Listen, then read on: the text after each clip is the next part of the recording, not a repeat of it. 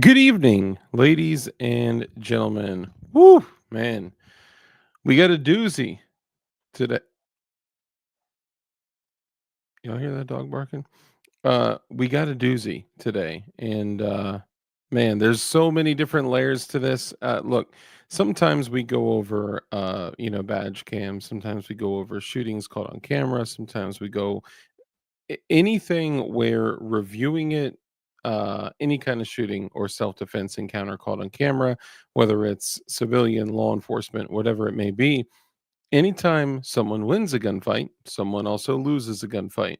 So we can then take that information and like extract what we can learn from it. You guys know, like, this is not something that I always do. It's something that we've done before, handful of times, and it's something that we've also had people that have survived self-defense shootings. They've come on, they've told their story, they've recounted their incidents. Even in my situation when I had to draw my handgun, I've gone through that.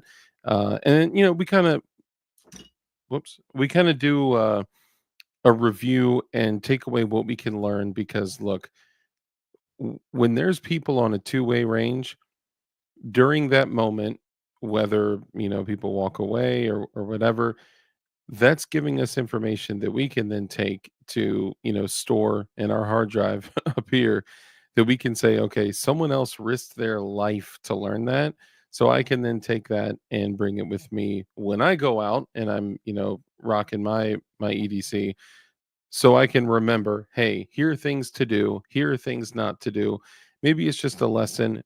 Honestly, in a lot of cases, it's just a refresher because I do say your body will not go where your mind has not gone. So if you don't do these exercises, these, academic exercises, we could call them, um, you may be kind of setting yourself up to not be in the premier situation if, God forbid, that moment did come where you had to use either your firearm to save your life or another self defense tool that you may have. So keep that in mind. So tonight we're going to review a specific incident, but man, there is so much more about this particular incident, and we're going to talk about why we're going to review it because man, you never know who you find out is connected to certain things, to certain people. Look, it's a small world, bro. It's a small world. So we're going to talk about lots of that. Anyway, let's go ahead and do the intro.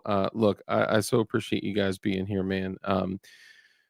The channel members, the viewers here, that the ones that always show up, you guys are incredible, and I'm grateful for every single one of you. And not only do I wish all of you a very merry belated Christmas, but also I wish you guys a very very happy New Year. uh and very close to that new year is your boy's birthday. Hey, so that's going to be dope. I'm going to be not 40 and closer to 40, so that's fun. But anyway, if you're here for the first time, welcome. I don't believe you because we know YouTube doesn't share my content to new people. They just don't do it. Probably because of some of the choice words that we use from time to time on this channel. But anyway, if you are going to maintain that position and say that this is your first time here, well then welcome and stuff. Someone's going to sound off in chat and be like, "This is my first time here."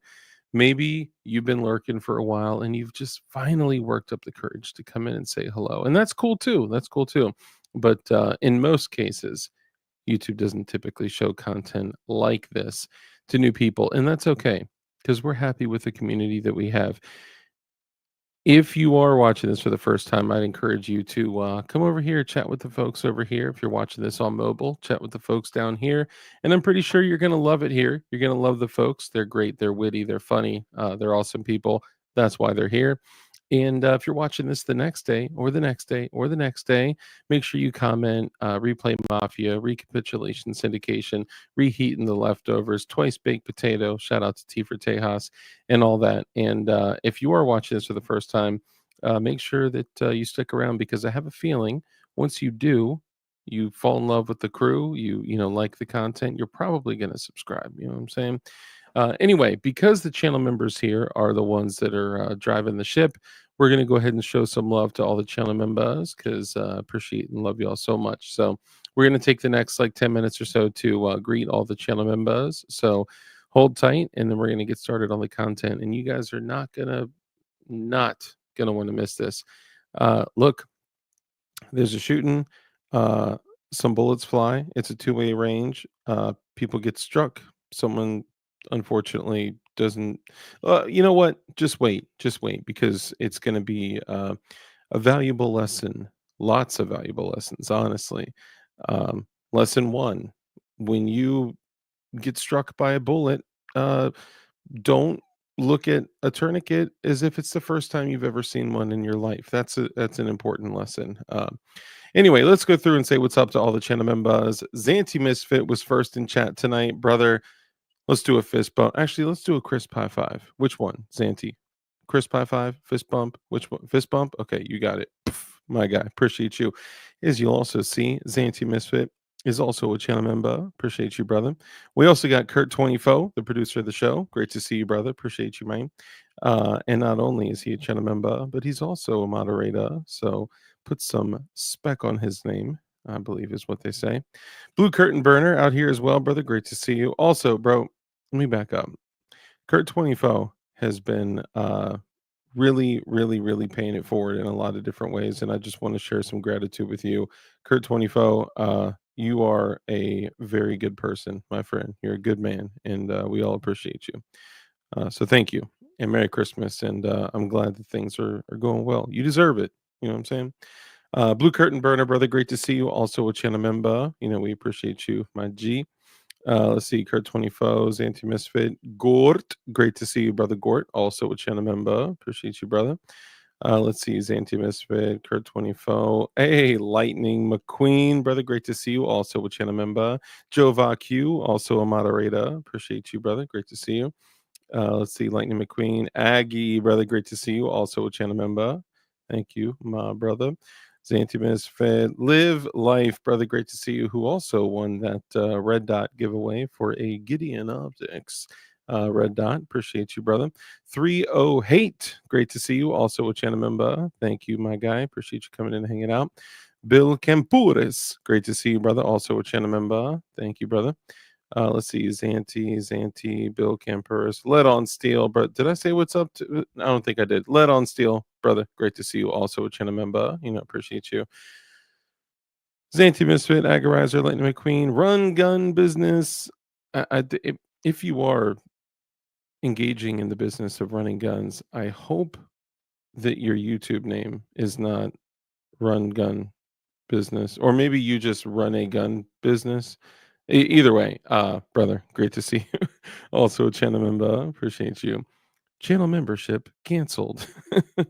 Let's see, Lightning McQueen, Joe Vakuski, Widoduski, Lightning McQueen, Live Life, Aggie, Joe Vacu, Run Gun. Hey, free CRS, brother. We miss you, CRS, man. We love you. Let's see, Run Gun, Lightning McQueen. Let's see, Agarizer, Kurt 24, Live Life Bro, Zanti, Agarizer, Gort. Let's see who else we got. Live Life. I just had to send my boy the receipts from 1776 Supply and JSD for him to try to get his back out of evidence. Woof. Yikes. Hopefully everything is okay? Question mark. I don't know what's going on with that, but man. Oh, did he have to use it to defend himself or something like that? You know what? Don't talk about it. Probably that's probably a good idea. Um, I just watched a PBS video on beeholes. Wow. What a lively crew this evening. Gort, Aggie, not my name, brother. Great to see you. Also a channel member. Appreciate y'all, man. Channel members are the bestest. Xanthi Misfit, Lightning McQueen, Gort, Live Life, Aggie, Let on Steel. Let me see. I'm just catching up here. Live Life, Gort, Kurt 23 plus one. Agarizer, Gort. Let me just see. I want to make sure I'm not missing anybody here. Hey, Mark Tucka, my trucker. Great to see you. I'm gonna stop. Look, I'm doing my best to work on the foul words. Okay. Look, foul words are not of Christ. So I'm gonna continue working on that. It's something. Look, I'm having a tough time with. So I'm gonna do my best. Flying Rich Firearms, brother. Great to see you. Y'all know Flying Rich. Subscribe to Flying Rich and Flying Rich Firearms. My man. Great to see you. My brother. The other half of Definition Knives. Let's see, Zanti Misfit. Let's see. Hey, Adam Grubb, where you been at, brother? Great to see you. My man is burying guns from the gay TF, got snitched on by his peoples. Yo, that's always how it happens, man. Crazy story. Had Adam Grubb come on the show a long time ago. My man buried machine guns and also, dude, craziest story, bro. And he lived to tell the tale. I mean, after getting like charged and convicted of stuff too. So that sucks. But great to see you, brother. Live life, Mark Tucka, Mop, see Lightning McQueen, Let on Steel, Run Gun Business. um, hey, guns and guitars. That's what's up. I love both of those things. Let's see. Agarizer. Hey, got a cheese, brother. Great to see you, man. I don't even know where I'm at as far as hours on the bamboo, but I am deep, deep, over 2,000 hours for sure. Everyone else that's in here, Yeah, G23. I'll be doing my video on DK Knives, DLD After Dark, and I also got to send you back that $15 for the shipping. So do me a favor, G23. Remind me at the end of the show. Just send a chat or something like that, and I'll make sure that I get that back to you, or send me your Cash App or something. But I'll make sure that did I get it back to you. I also my intention was to also send something else, but I got so backed up with packages that I was just like, "What's this package? Ship it out. What's this package? Ship it out." And then I just kind of forgot. But so get with me on that. We'll talk some more. But dang, I'm at 8,930 hours on the X1C, bro. That's crazy. That's crazy. Baptized in Fire, great to see you. BV Lumi, great to see you. Damien, my brother in Christ, great to see you. FGM, a bunch of you guys I need to actually, so we're going to hit on this tonight, but there's like 10 of you guys that are like the top 10 contributors to the channel of like comments, chats, all sorts of stuff. So I'm gonna hit on that to show some love to all y'all. JC Neener, great to see you. G23Z, obviously. Guns and Guitars, welcome, welcome. Everybody that's here, look, I appreciate you so much. JC Neener, Way Cleaner, Adam Grubb, anyone else? James, what up? Mr. Ham, all of you guys, anyone that I missed, sound off in chat. I'll make sure that I say what's up. But we before we go ahead and go into this evening, we're going to do a couple other things first, and then we're going to Traveler, brother, great to see you. Then we're going to jump into the real deal, Holyfield. But before we do, I would like to go ahead and introduce our first guest, who actually looks like he shut his camera off, so he may currently be unavailable for the intro.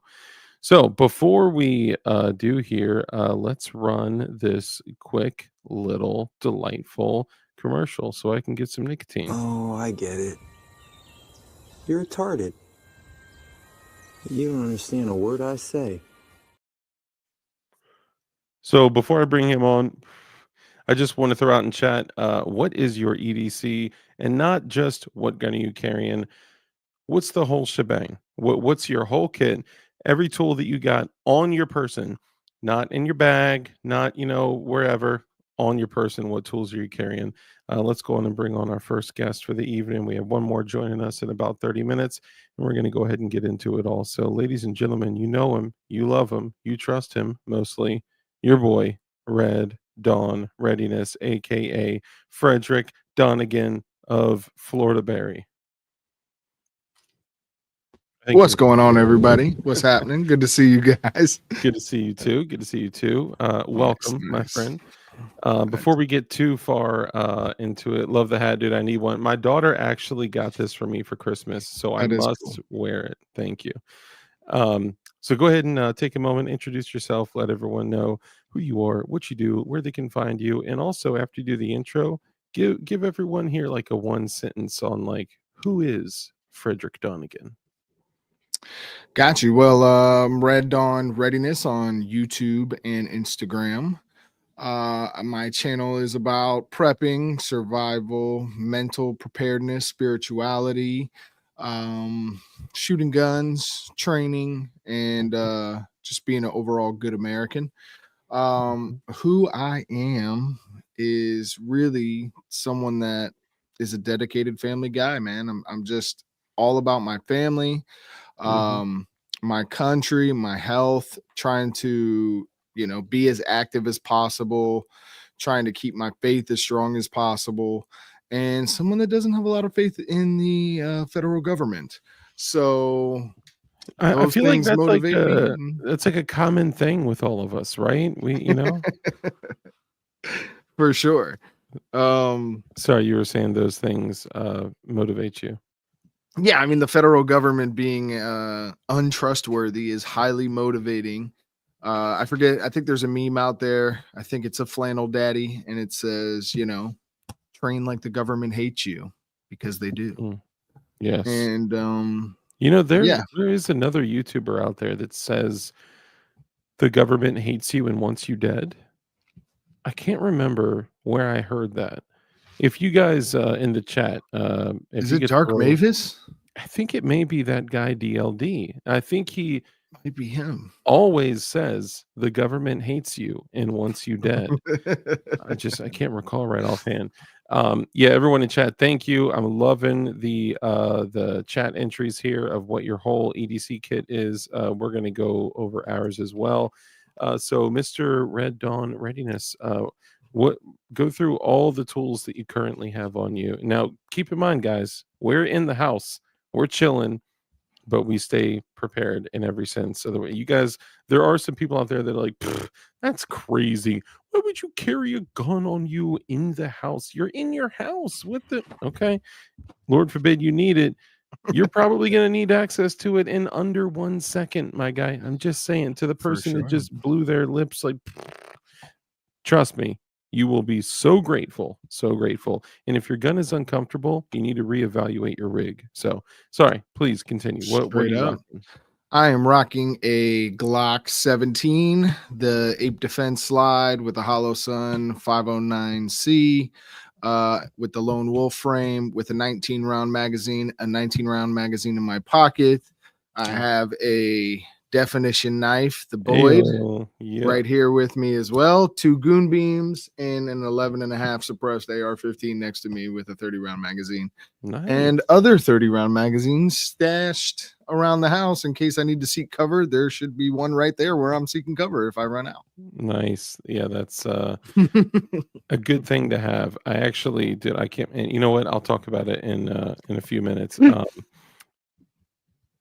Oh, having Another, access to certain another white things. light goon beam, red light goon beam. Do you carry a white light on you all the time as well? When it goes nighttime, this becomes the primary. Okay. The red light I keep around because obviously this is like for low light, so like it's not my first thing that I'm gonna go to. Mm-hmm. But the white light, yeah, I keep when it's nighttime, that thing is always on me because even when I go into my yard, I have this. Do you You carry it day I time have as well? I have it like this. Mm-hmm. So that way if I have to draw, I can draw and I can just scan like this with it. Do you usually carry it during the day as well? I do. I actually bring both of them with me during the day. Usually they're both. Sometimes I have the white on my person. Sometimes I have it in my sack. Just depends on Gotcha. where I'm able to fit it, depending on the pants and everything. Now, are you also running a weapon light as well? Absolutely.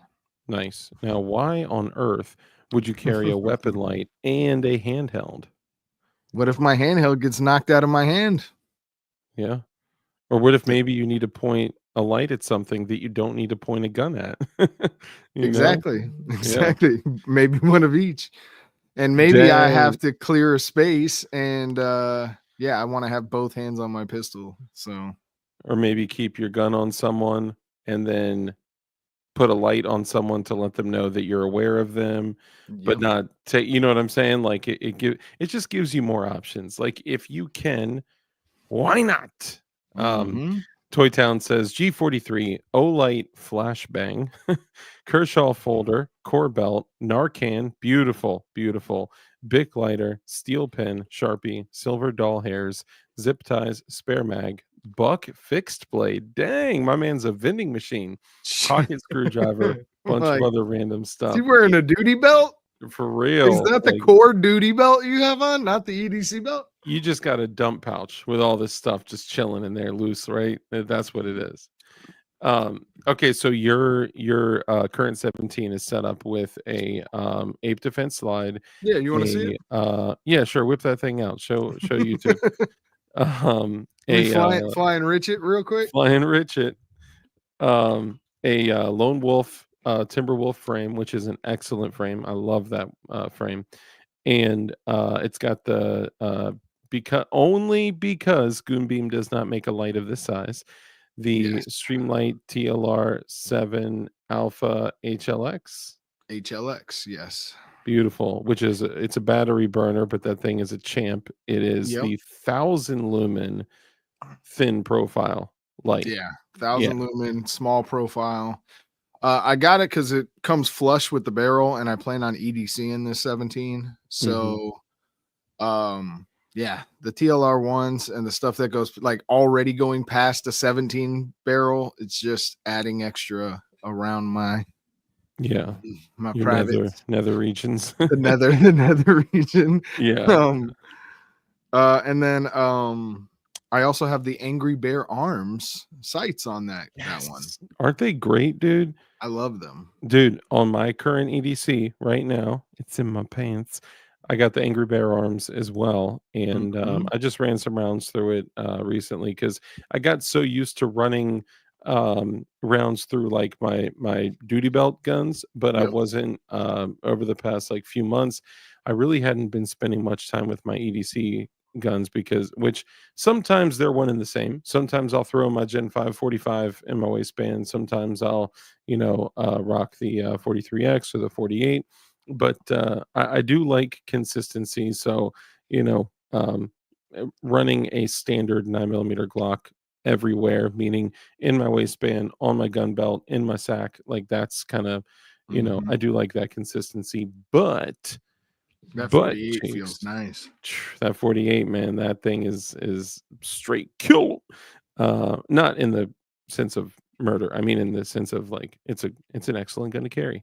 So what I'm currently carrying is a Glock 48 with 21 rounds of 9mm BPLE. That is the 115 grain plus P plus, hitting it over 500, like out of a 4.1 inch barrel out of the 48. It's like almost 520 foot-pounds of energy, bro. It is nasty stuff for a 9 mil, but you got to know where you hit with it. So you got to practice with it too. 9mm Mhm. BPLE plus P plus is not easy to come by, so you got to have a little stash. But I got the Gideon Optics Judge red dot on it and the TLR7 sub. And one day, when Goonbeam comes out with TLR7 sub clones and TLR7 alpha clones and HLX clones and all that, I am absolutely going to switch to those. Shout out to Goonbeam. If you guys don't know, Goonbeam makes the literally the best flashlights in the world. And if you want crazy, crazy flashlights, like so, then you can go to the link in the description, use code dark, and you save monies. And also, he even has IR stuff as well. So I'm carrying the Glock 48 with it's the S15 magazine, which is 15 rounds, with a +5 extension, which brings it to 20, with +1 in the pipe, so 21 rounds in there, with another 15 rounder on the side skis. And then I am currently running the Goonbeam V2, but with the tap touch one. That's the Really? V2, right? V2. Is that the V3? Which one? Let me see it again. It's the full size long Isn't that boy. the indestructible EDC is what it's called, I believe. It is, but this is the one with the tap touch where you don't need to click it all the way. Um, It's got the forgot what it's called. mine, Goonbeam, if you're out there, let me know what it's called, bro. yeah, if I tap touch, I believe it Do you, changes. Oh no, you can tap touch mine as well. yeah, it'll change. It'll go through 7 modes. I forgot which one it's called, but it's great. I Oh, love it. yeah, It mine is. doesn't have tap touch. So mine didn't prior to that, mine did not either. He sent me a new one. I was like, "Bro, I already got it." He was like, "No, you don't have this one." It's like it's the tap Nice. touch. And I was like, "Yeah, mine does that." And I was like, "Oh, no, it doesn't. It's got No, a it's got a clicky." But yeah. if you clicky, but also if you just, anyway, it's not a huge deal, but it is and it's some type of advancement, whatever that may be. So Goonbeam, shout out to you. I'm also rocking the Shout out to Goonbeam, the brother. Palm OC with the Ah, little dice date on it, so I know I'll never forget. Yes, it's hot pink because I'm probably going to give this one away to one of you guys, fire. or if I don't give that away to you guys, maybe I'll give away the garden hose Palm OC to you guys. Dude, this thing is crazy. The Mach 3, dude. The Mark 3 is insane, I gotta bro. scoop me some of those. It is. As It's soon as I crazy, get back to work, I got them in the cart already, waiting dude. to order some. They used to be like $9 to $12. They're currently all $20, like except on Paul Mosey's website, which is kind of crazy.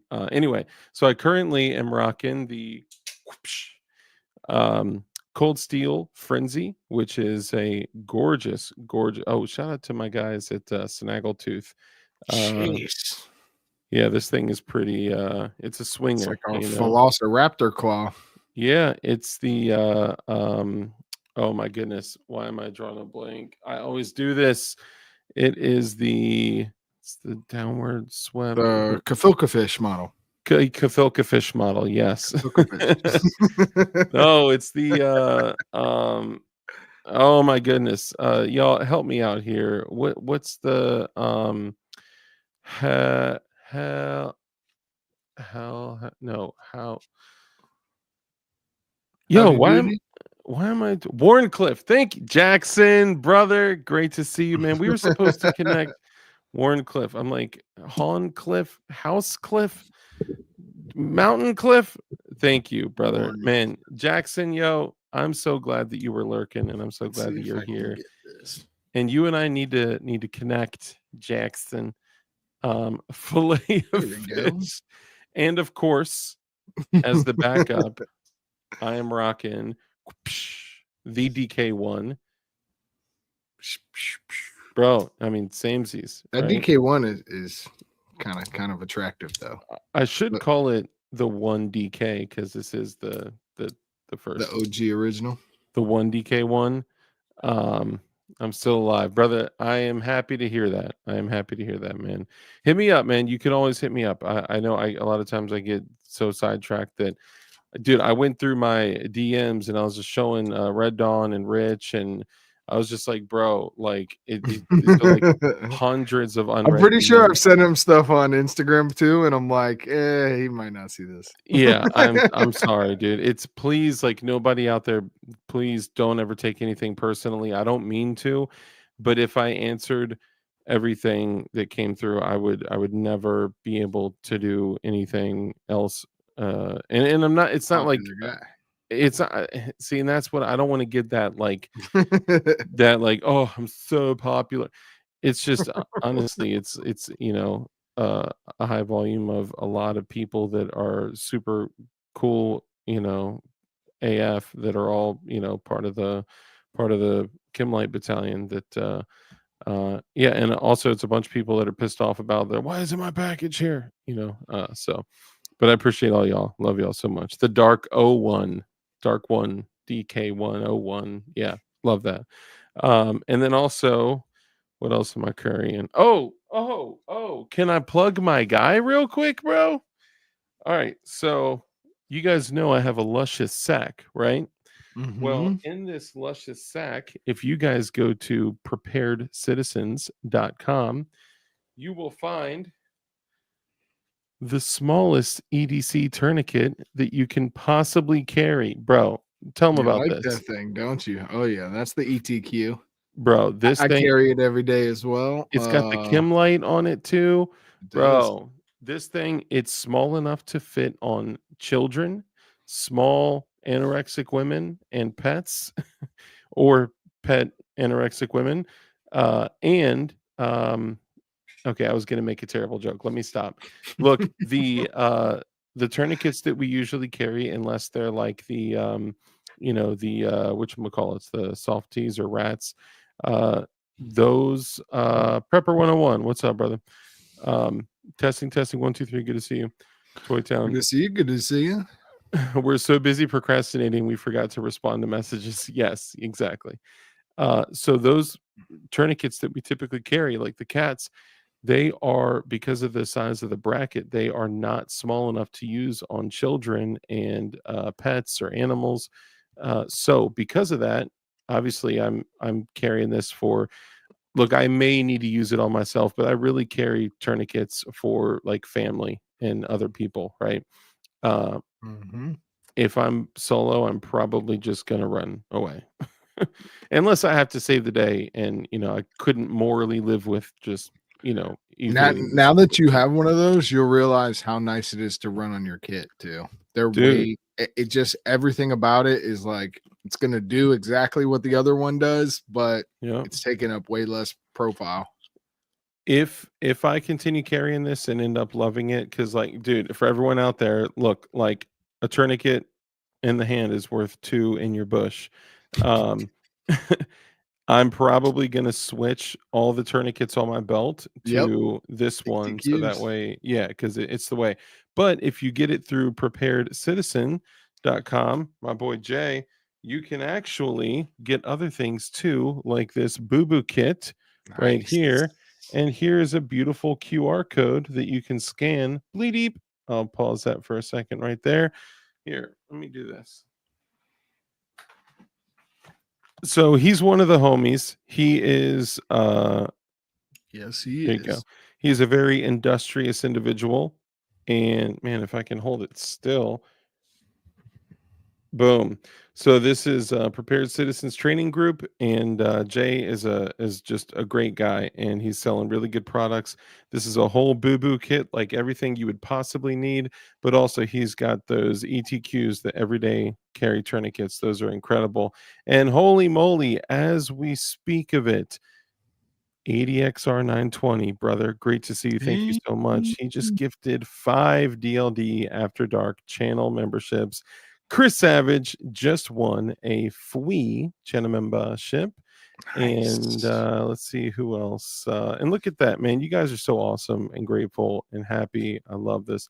Hey, Mud Munitions. You guys may be seeing a very special guest on Mud Munitions soon. What? I don't know who. I don't know who. C&T Designs and Amps. Great to see you, my guy. And I'm not sure who else may have won the. Hey, bro. Psh, what? Dog. Thank you, man. Thank you. But yeah, so what's your outlook on the ETQ? You were the one that put me I on love to it. him. You put me Yeah, on to him. for sure. I love them. They even make one that's a skinny. And I honestly I think the skinny is depends on the size of your child, but I think the skinny is a good one to have too. Okay. And it's about half the thickness that one is. And they do work on full size adults too. Yes, they do. I literally did it yesterday or the day before with the blood ox G23. and pulse oximeter thing, and there was no pulse. C&T, good to see you. Hey, thank you again, man. ADXR 920, brother. Thank you so much. And every single time I touch my XR 920, I think of you. So you're always in my heart and in my pants when I carry my XR 920. Thank you. Yeah, I mean, I definitely think the Snake Staff Systems ETQ tourniquets are the way. Finally, someone has upgraded one of our much needed pieces of equipment, and they did a great job doing it. Yeah, dude, I'm impressed. Big I fan. I am impressed, and I was able to. Sorry, hang on. After I can't wait to watch this video that we're gonna review because Mhm. actually I don't think Homegirl did too bad with her tournament. Then I rewatched it. And then you rewatched it, and No, then I rewatched it a couple times, and I think what she was doing, which we'll go over it when we get to the video. yeah, I think okay, so she didn't do terribly, right? I've seen Yeah. some people literally just drop to the ground and say help, right? Like, Well, she went and got shots off at the moving vehicle. did you see how many times that she struck the person? 0. 0. Did you see how many times she struck the vehicle? I hope she hit the vehicle. 0. Damn. So she just I chucking them she in may the as air. well just gone like this. She may as well have Tupac that, you know? But I mean, she Um, also had to make sure that he wasn't like getting out, coming and back coming for back to her, flank him. Yeah, for sure. So Yeah, the fight really wasn't over. But I the know. fact that I don't think she wanted to go to the ground. So she had to take apart the whole tourniquet because you can't slip it on your over your leg unless you're on the ground. So she had to take it all apart and then put it all back together while she was standing. I think it was the way it was staged. If Yeah, you don't stage a I think tourniquet. she was like, "How am I going to put this on when I'm standing? I don't want to go to the ground." Yeah, I think there were a bunch of different elements to it, and Hmm. we're gonna go through all of that. But I think a lot of people, I've seen dudes running gun belts with a tourniquet or two tourniquets in their gun belt that are in the plastic, and it's like, bro. So clearly, at least with those, you haven't trained with those. And what are you gonna do? Are you gonna use your teeth to strip it open, and then Well, like, I have one mocked up in a half plastic. So like I like there's nothing on the tourniquet at all. mhm. And the plastic slides right off it. It doesn't even cover the whole tourniquet. It covers just enough to keep it folded. Have you trained with tourniquets before? Yes. Yeah, there you go. Yeah. I guess But it depends on like if you have it where it has the like the actual I'm talking like the the Ziploc thing on top of it. like the hard shrink wrap plastic on it. B- because the Oh other god. thing is that the way that they come with the time tab completely over Uh-huh. the windlass snag or whatever it's called. I forgot. I'm using professional terms here. So technical terms. So I mean, are you gonna move that, push it back? So usually what I do when I'm staging a tourniquet, Yeah, I'll pull that off completely. and I'll then fold fold it. it back against itself and then fold it to the first half.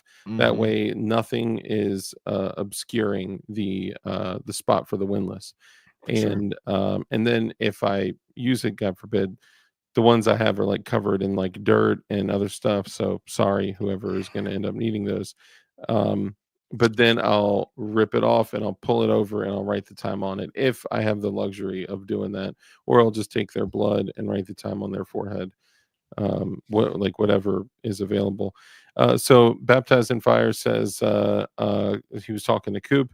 He says, "Bro, do not use a rat's tourniquet. SWAT T is fine for children and animals, but don't use rats unless you don't like the person or animal very much." So I'm curious to learn more about that because I've heard a bunch of people that have been doing this for a long time that say the rats are okay, not okay, like they're good to go for use. It's just that the only reason that they won't be certified from a TCCC standpoint is because of the elastic, but that they work. I would love to know because a lot of people won't use them. I think from an EDC standpoint, it's very convenient until that came out, right? The rats folds up to be very small. You can Mhm. also put your little three-finger hole in it, put your gloves in there. I was just talking to Josh from Black Diamond Guns and Gear on it and wrap it up real good.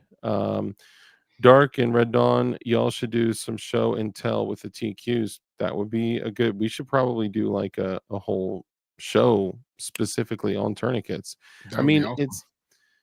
it's almost like unless we're doing it in an environment where like we're filming and we can do because it's a little less convenient to do it on like a an environment like this.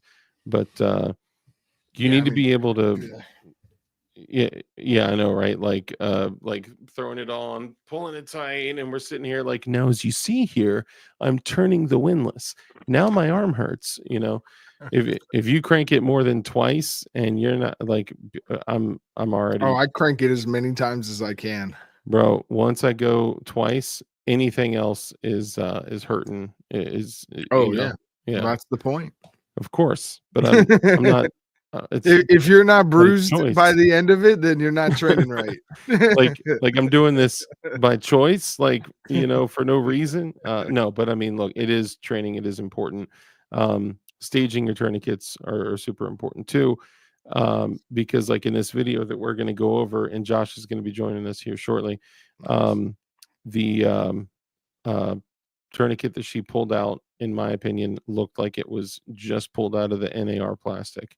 And that may be okay because she got to it pretty quickly, but I don't know. I feel like maybe it was the heat of battle, maybe it was the fact that he had just fled the scene, but she, because of where she was positioned, she may had not seen the vehicle clear out yet. So she could have been like, am I going to get flanked? What's going on? And then Mhm. she started to put it on, and she completely pulled the strap out, which is okay. That's okay. I'm just saying that's what she did. And then she started to put it on, and then she asked for another person who looked like they had never seen a tourniquet ever to twist it for her. I And think she was like, "Do I put this on first? Do I radio first? What's the scene doing?" And I think a yeah, combination of those things were all going through her head. do I Like, holster my gun? yeah, she, which is understandable. Like, dude, she was dolo at that point, you know? Like the dude she was with was dead on the ground. So Yeah, she's like out here in the element by herself on the side of the road in a situation, ticking around, and all those things are processing. Like, should I put my gun away? Should I just worry about this wound? Is this still going on? Should I yeah. radio everyone? Um, I think so I think that's kind of the important part of, like, becoming as familiar as possible with what tools are for what fight. mhm, The gun is for the gunfight.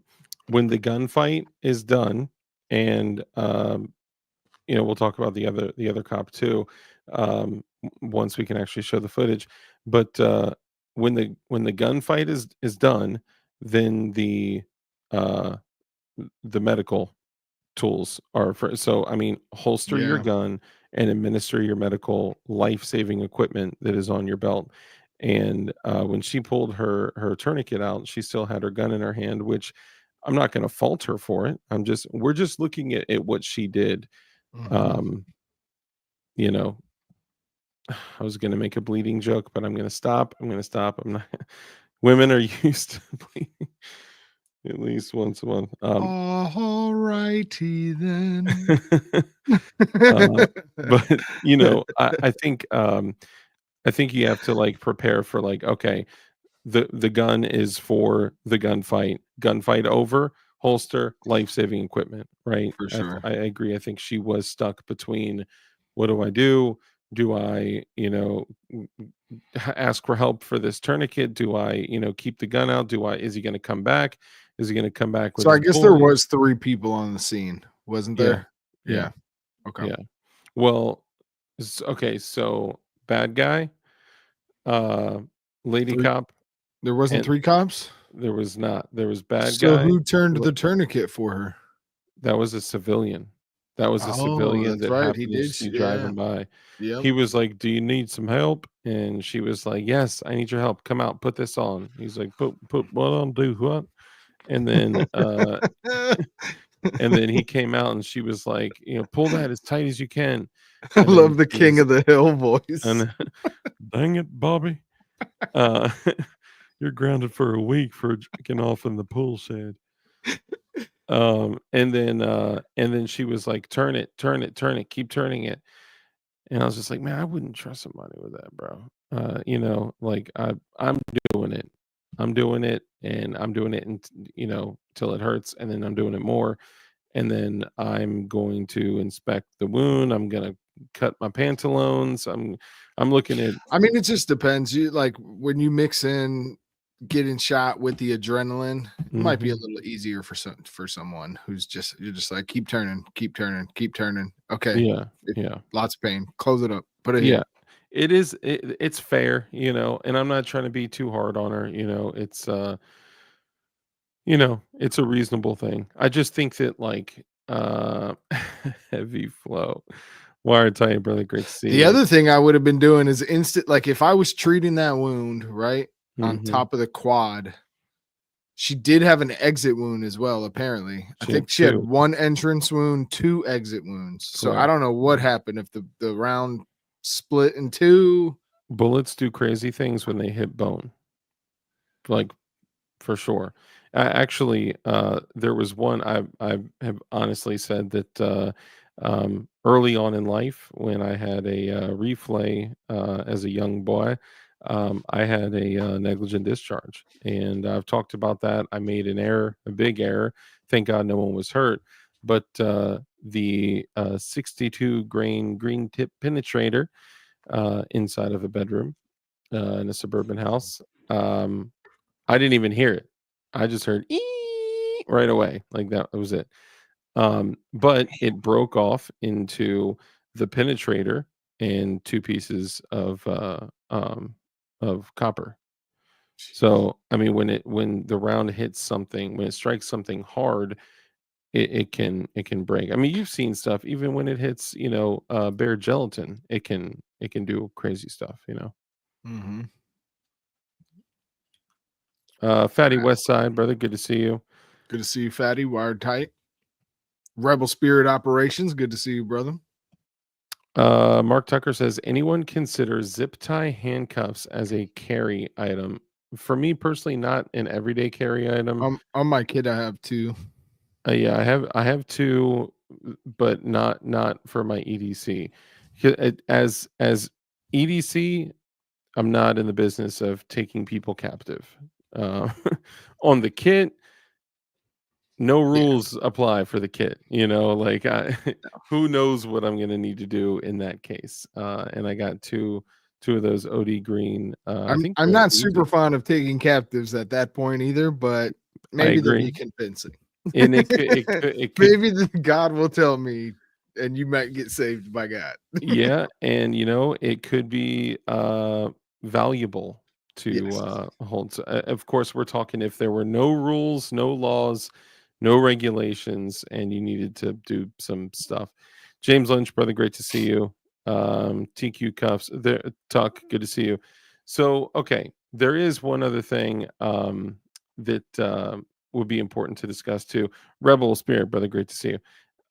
Okay, so real quick, there is an alien gear holster that a lot of people have been talking about since we've been talking so much about tourniquets that Really? it is intended for the law enforcement community. Hey, Night Custom Builds, brother. Great to see you. Merry Christmas, Happy New Year, and all that. James Floyd, great to see you as well. All the channel members. Captive food source. Ugh, long pork.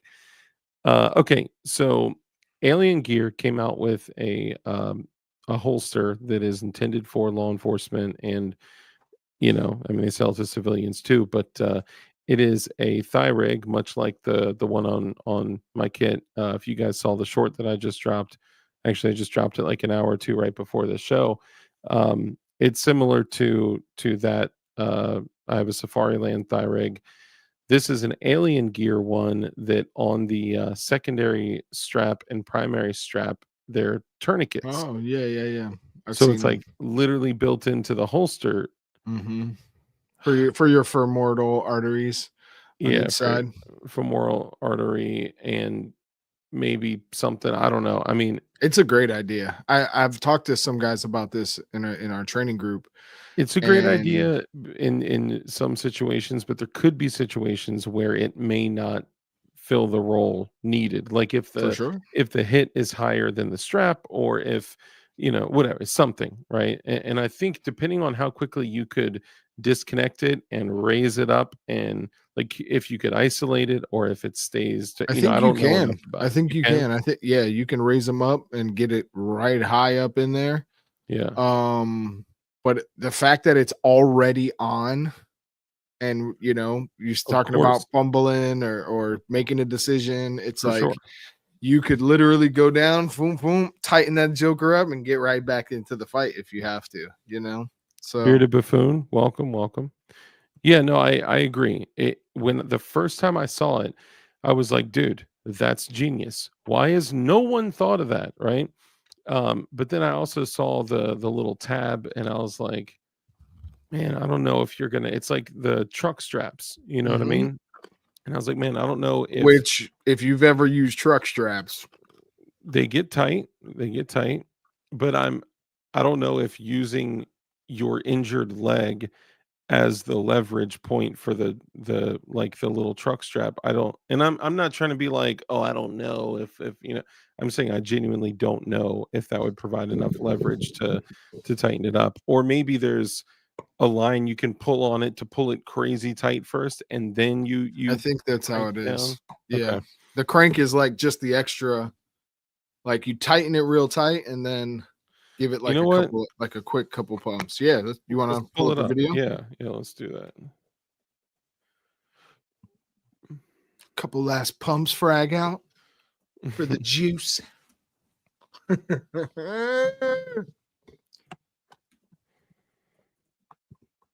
I intentionally did not monetize the stream tonight because we're going to be going over other people's stuff. So I didn't monetize it. I thought it would be most appropriate to just, not do that. I'm enjoying reviewing other people's content. I actually firmly am. I feel like I think it's good. I mean, it's important to be able to see something and then to hear several other people's opinions on it. I think that's, good. All right, so let's watch this while we're waiting for Josh to jump on. Hi, my name is Randy Watts with Alien Gear Holsters. I'm here to introduce our most innovative welcome, Randy. Everyone, welcome, Randy. This is clearly replaces any 1.5-inch strap that you wear with your gear. So typically you see this in your holsters, in your drop leg applications, and even your ballistic shoulder pads. Drewski, good to see you. Because the tack strap replaces your 1.5-inch strap, it becomes a piece of your gear. And so when you don your duty belt or your battle belt, it's there. Boy, it looks like he's got a nut already. Hasty tourniquet application. Now, what you'll see here is that this gentleman is utilizing the Alien Gear holster with his Alien Gear, what's it called? Placard, or what's the thigh rig, whatever. And we're here looking at the tourniquet, and I'm saying these things because it is not a copyright infringement if I talk over the content. You want to wear your tourniquet as high as possible. However, oftentimes your holster will get in the way. Conveniently, that's exactly where your gun holster strap, that 1.5-inch strap, sits, is high and tight. So this is true. What we've done is built a constricting mechanism, a tourniquet, into that strap so that you are always wearing a tourniquet and always prepared for the worst case scenario. Because it's already in the ideal place for hasty tourniquet my man was moving, firing, and tightening the tourniquet. That's creative. He's about to be Lieutenant Dan if he doesn't change some things up. I don't understand why pants don't have like built-in hammocks. Like maybe because I'm Italian, but I'm like a lot of times I'm like, look, just cut out and hang a spot on the front, bro. It's got to hang. I'll be honest. The reason that I lost my last job was because everyone could see my dick through my dress pants. It's just something that, look, I'm Italian, Irish, and German, and Welsh. So, I eat, I drink, I smoke, and I take over other people's nations. All you have to do is reach down and engage the ratchet to apply your tourniquet. This means that because you don't have to take it out of a holster or locate it or even look at it to engage it, you can keep your eyes on the threat at all times and maintain situational awareness. With situational awareness, we're able to apply Tell me you saw that, the difference there. Huge difference. That's what I was saying when it comes to needing it on your leg. And being in the fight, bro, you got to pick your foot up and stick your foot through this thing. Yeah. All right, let's watch this real quick. This means that because you don't have to take it out of a holster or locate it or even look at it to engage it, you can keep your eyes on the threat at all times and maintain situational awareness. With situational awareness, that's crazy. We're able to apply the tourniquet while tracking the threat to finish the fight. Did he just pull the Benicio del Torres paintball trigger there? Let's see. The threat to finish the fight. Oh, it's a replay. That's what it is. This does not replace the traditional tourniquet. Once you get to a safe spot, you need to apply your traditional tourniquet proximal to the wound in accordance with TCCC doctrine. We haven't skipped any steps with this. The material that it's made of can stand up to salt water, it can stand up to fresh water, jungle environments, desert environments. We've put it through all of the testing that is available and are achieving the same circumferential pressure and occlusion as your traditional tourniquets. We know the risk that we are up against when we're out there operating, whether military or law enforcement. IED explosions, aviation mishaps, a car wreck during a pursuit. In any of those incidents, the tack strap is invaluable because it is accessible. If you're isolated, if you can't get to your radio, it will get you through the fight no matter what the fight is. Outside of its obvious life-saving capabilities, what the tack strap really does for an operator is help them maintain mindset. You are going to know that no matter what, you can perform some self-rescue, you can stay in the fight, you can get to secondary care, and you can make it home to your family. I think it's a very good idea. I agree. I mean, like I said, the first time I saw it, I was like, man, that is a good idea. But the first thing that I thought of is that like that shouldn't replace the tourniquet. That should be used like in conjunction with, right? Or like as a last ditch effort, like, during the heat of battle. And so in my mind, I was kind of like, yeah, it sounds kind of gimmicky, but the way that they described it, that it's gained more trust from me. I think it's a usable item. The Black Hawk Warrior wear has TQs built into the sleeves and legs as well.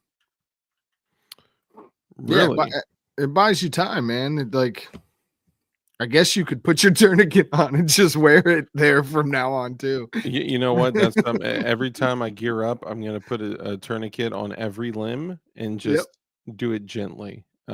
Yeah, just enough to not slide off. Ooh, Night Custom Build says a belt saved my son's life when he was 3. Oh man, that's. I didn't know anything about that, Night. Look, no matter how much we talk about gear and equipment, and a lot of the gear and equipment that we talk about has the potential of taking life. A lot of the gear and equipment that we talk about has the potential of saving life. But the most important thing that you can have is, look, being calm. Calm is a superpower. I don't care how many times you've heard that drill that into your head. If you do not remain calm, that is when people die. Having knowledge and information and training on certain things, straight up, my daughter is going to be 8 soon. She would not be here right now, or it's highly likely that she would not be here right now. You guys can go back and watch the live stream I did about 2.5 years ago.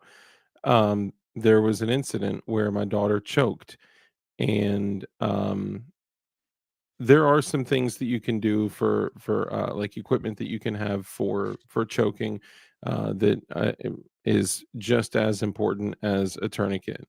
But me, my wife, and my daughter were sitting at the table. We were eating. We used to do like Taco Tuesdays and stuff like that. And um, I would like mess around with my daughter, and I would, always like play jokes, little pranks, like, tickle her and stuff at the table, and just, I'm a goofball, dude. I'm a big old kid, and we're sitting there eating, and she's eating chips, and I had reached over under the table and I just like tickled her belly real quick. And she had just taken a bite of chips, and she was like, and then I heard the, the like the vacuum. And then she like coughed, and I was like, "Are you okay?" And then she coughed, and she was like, and I was like, "Are you okay?" If you hear no noise, man, that's Yeah. Yep. It took me a second. It took me until the second time, and I was like, "Are you okay?" And then I saw her go like that, and then her eyes opened up like no air, no air, Yep. and I just knew right away, dude. I God bless had my wife. you talking about it, bro, brings back the Dude, scariest day ever for us. my The wife, worst. my wife was like sitting there like, oh my god, what's happening, what's going on, what's going on, what did I do? Should I call 911? I said, yes, call 911 right now. and I immediately started doing the Heimlich. I immediately starting trying to get her air, and I said, "Call 911 right now." I knew the clock was running immediately. So we're, 15 seconds in when I get her out of her seat, when her eyes opened up, like no air is coming in, right? Get her out of her seat, 30 seconds in at this point, and I'm doing the Heimlich, nothing is happening. And she's sitting there like freaking out, like, "What do I do? What do I do? What do I call?" I said, "Call 911 right now," right?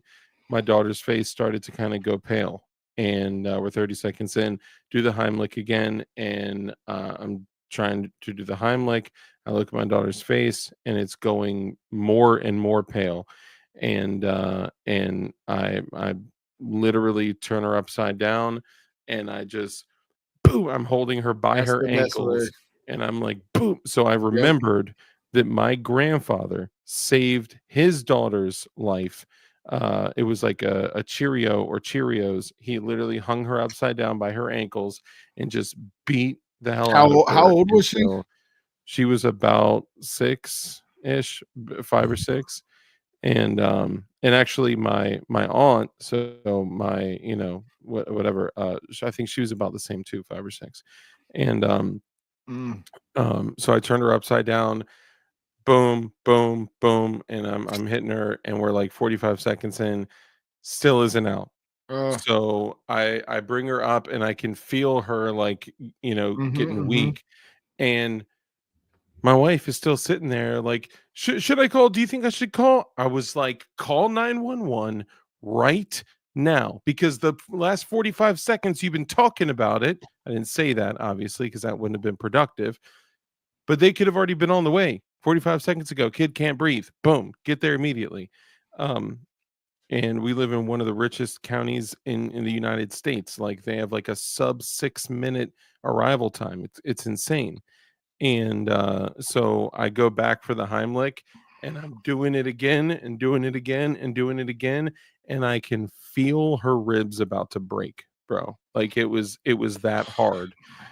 So I turn her upside down again, and I didn't hold back anything at all. I just boom, boom, and then I turned her back upside down, and she just threw up, and it was the vomit. Obviously, this whole time I'm praying, like, "Dear Lord Jesus, please save my daughter." And the moment when I turned her around, she was like gray, dude. She Yeah. was like, you could just tell she. It's the scariest thing, man. The Ever. whole yeah. So You got she me. My body temperature literally has gone up like 4 degrees, 5 degrees since you've Dude, been I can talking about feel it this. myself just thinking about it, man. And that moment when she blah, and I just like I have never been so grateful that my daughter puked on the floor ever. And I saw the chip, and dude, it killed me. And at the end of this, we're talking, like a hair over a minute. My wife was still sitting there with the phone in her hand. And I'm like, dude, and I'm not saying this like, oh, women can't take action, because obviously that's not the case. But if you are not calm, doesn't matter, male, female, whatever.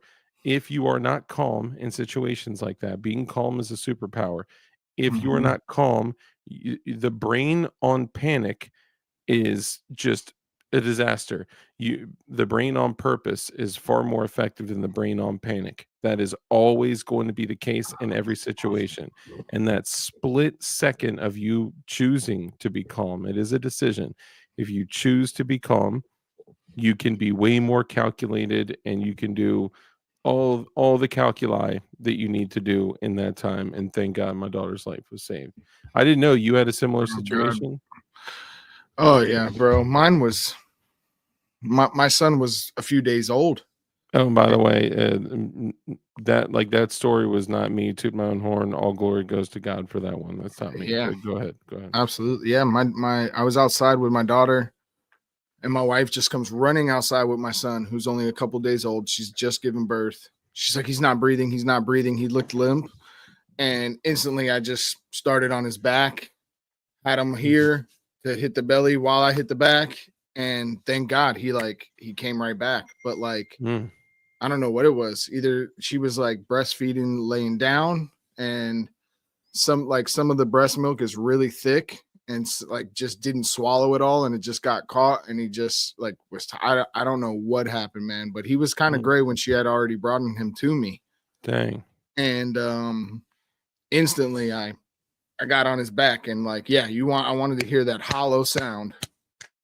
Yeah. And dude, it was like, even my wife talk about it now, she'll like almost cry talking about it, but like it's just a miracle that it did get fixed that smooth. Yeah.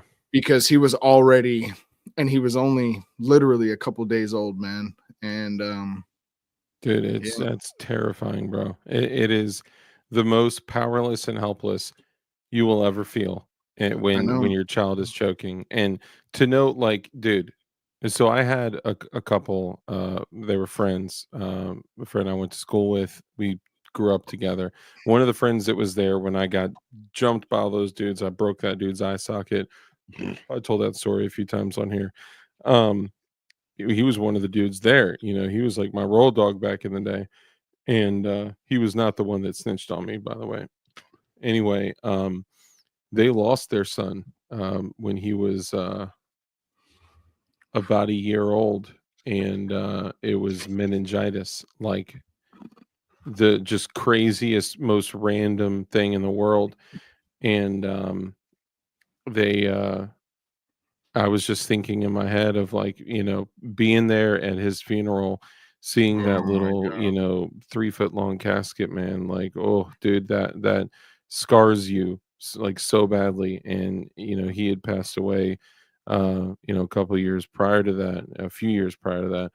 And I was just like, man, I cannot allow a piece of a tortilla chip to remove my daughter from this world, you know? Chips are I believe chips are the number one choking hazard for kids. Dude. Chips and obviously like anything round and hard, candy, Cheerios could be, obviously, You but know, chips are one of the number one. how lifesavers put that little hole in the middle of them? They did that specifically to prevent choking, to be able to have something that kids could still breathe through if they were to choke. Dude, it's crazy. The thing that really haunted me was that I was the one that reached under the table and tickled her when Red Dawn B twins just grabbed the Q-tips. um Keep dude, your the ears. thing that haunted me for real was that I was the one that reached under the table and tickled her, that made Yeah. her laugh, that made Oh, her bro. and I'm surprised your wife didn't slap the shit out of you. well, apparently she couldn't learn how to work a phone, so she ain't slapping anybody. Dude, that was just like crazy. And look, Damn, man, it's not her that's fault. crazy. She's not been in I dozens and will give my dozens. kids a one on their behind if they play around while they're eating, talking while they're eating. After that situation, man. Yeah. Honestly, when you started talking about it, like I instantly had flashbacks, and like I Yeah. hadn't thought about it in a little bit. Like it's been Dude, you'll 2 never forget years. that moment, bro. Nah, I'll never Like, forget it. and that's My wife's probably listening to us in the room crying. well, Crunchy Mom, if you're out there, just know that you did the right thing by running out to Frederick Donegan and getting him involved, and you guys working together saved your child's life. So there you go. Yeah. But man, I'm learning. throwing her backup chips out. I came to creep on my husband since he stood me up, and now I'm throwing our one bag of chips out. Dang, my bad. My bad. Especially because he's the one that likes them. She's probably Just like, break no. them up. Break them up. Yeah, man. There is a very small, very inexpensive, I mean, it's life-saving equipment.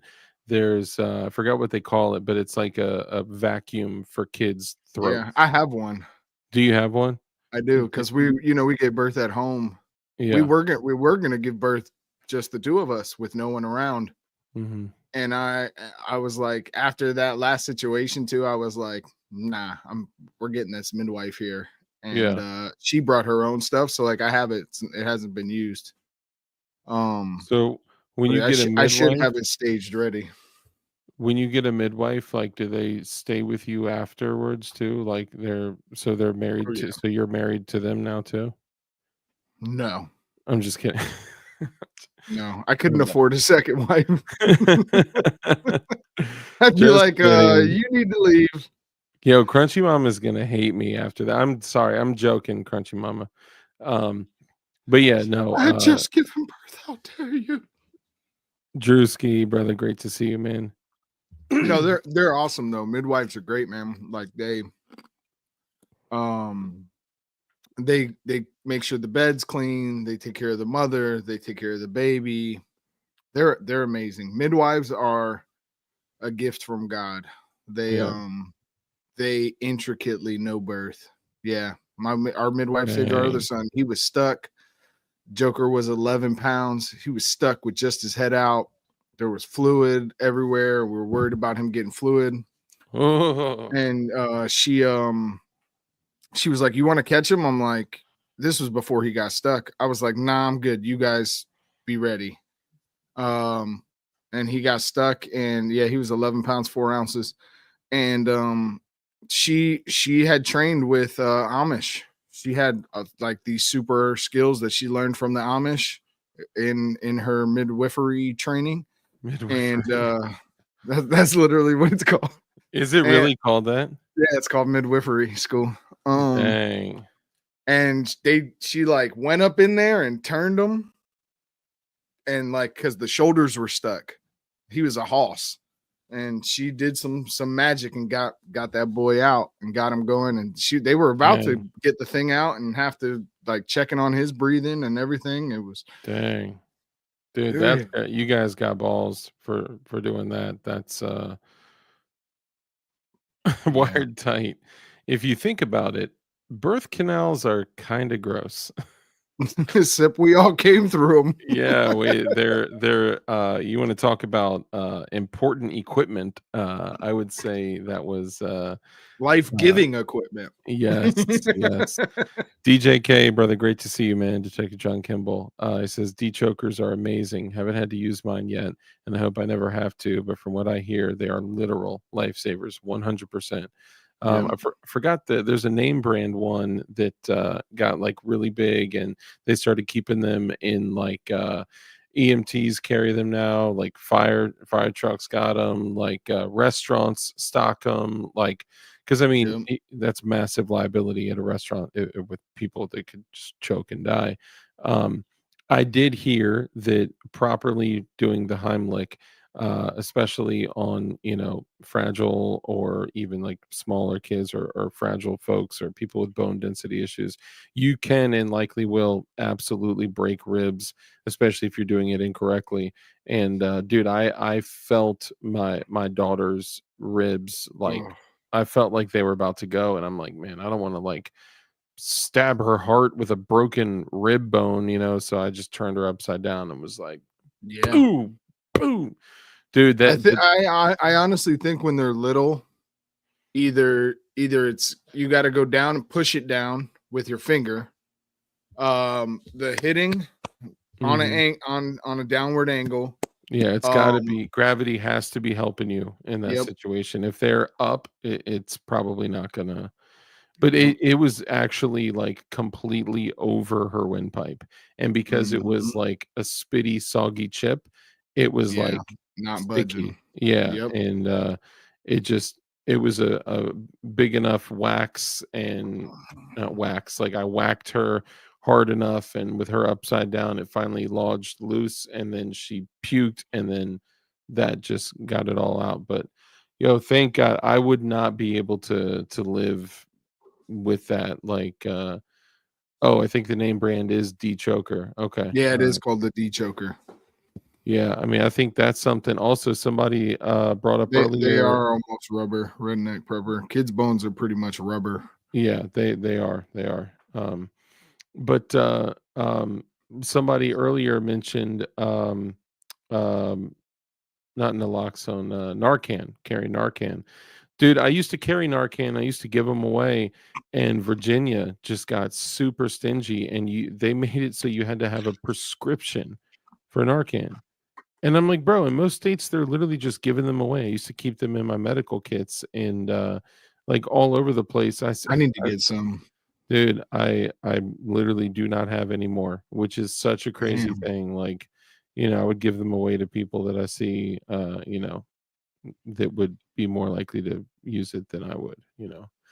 Um, but this brought up a bunch of different conversations too when I was talking to my brother about if you saw something happen, if like I in the situation I was in a restaurant and it was me because I still, even though my wife and I are separated, we're getting a divorce.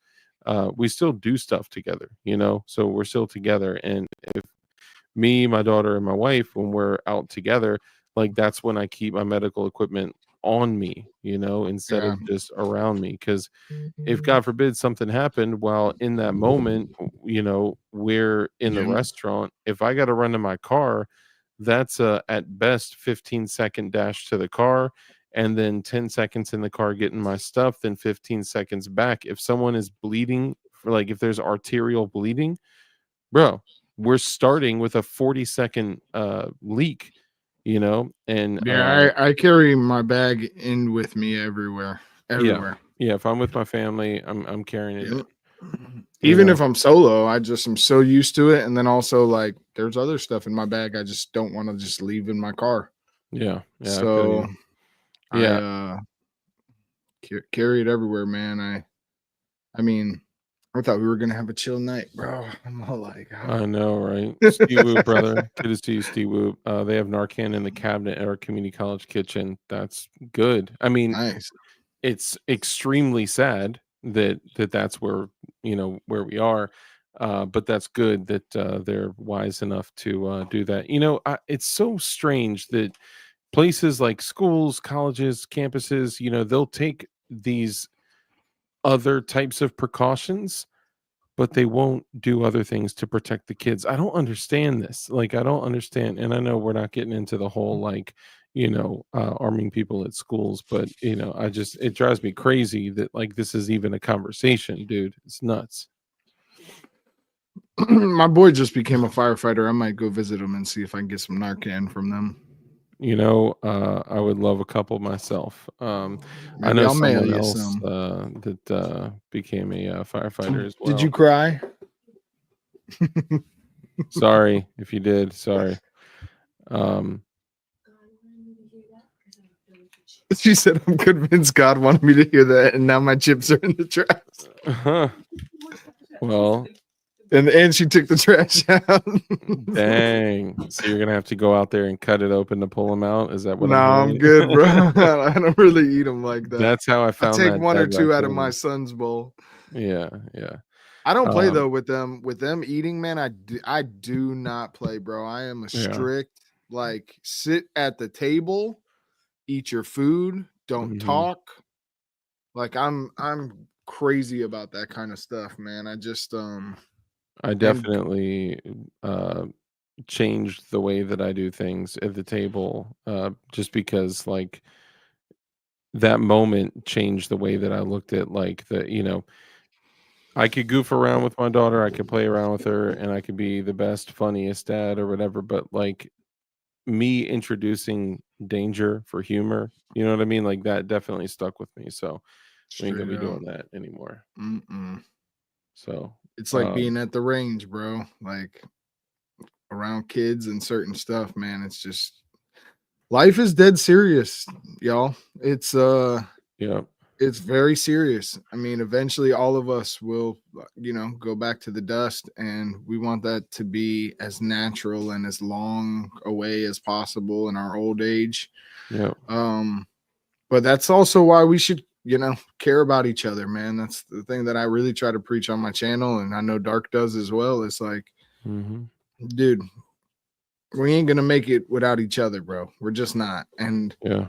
relying on the system, it's nice we live in a first world country and we do have services available to us and stuff like that, but it's also like as we all know, man, it's like you are your own first responder, and those around you. Those are the first responders, and that's why we all got to stay ready for any situation. Because yeah, you can't panic. You got to be able to think quickly. You have to carry things with you that can be useful in situations. Mhm. And man, praise God for your daughter, for that situation, for my son, and for everybody out there, man. And if you've been through a situation where you weren't so fortunate, just know that we're all here for you, man, because Yeah. it's life is a crapshoot.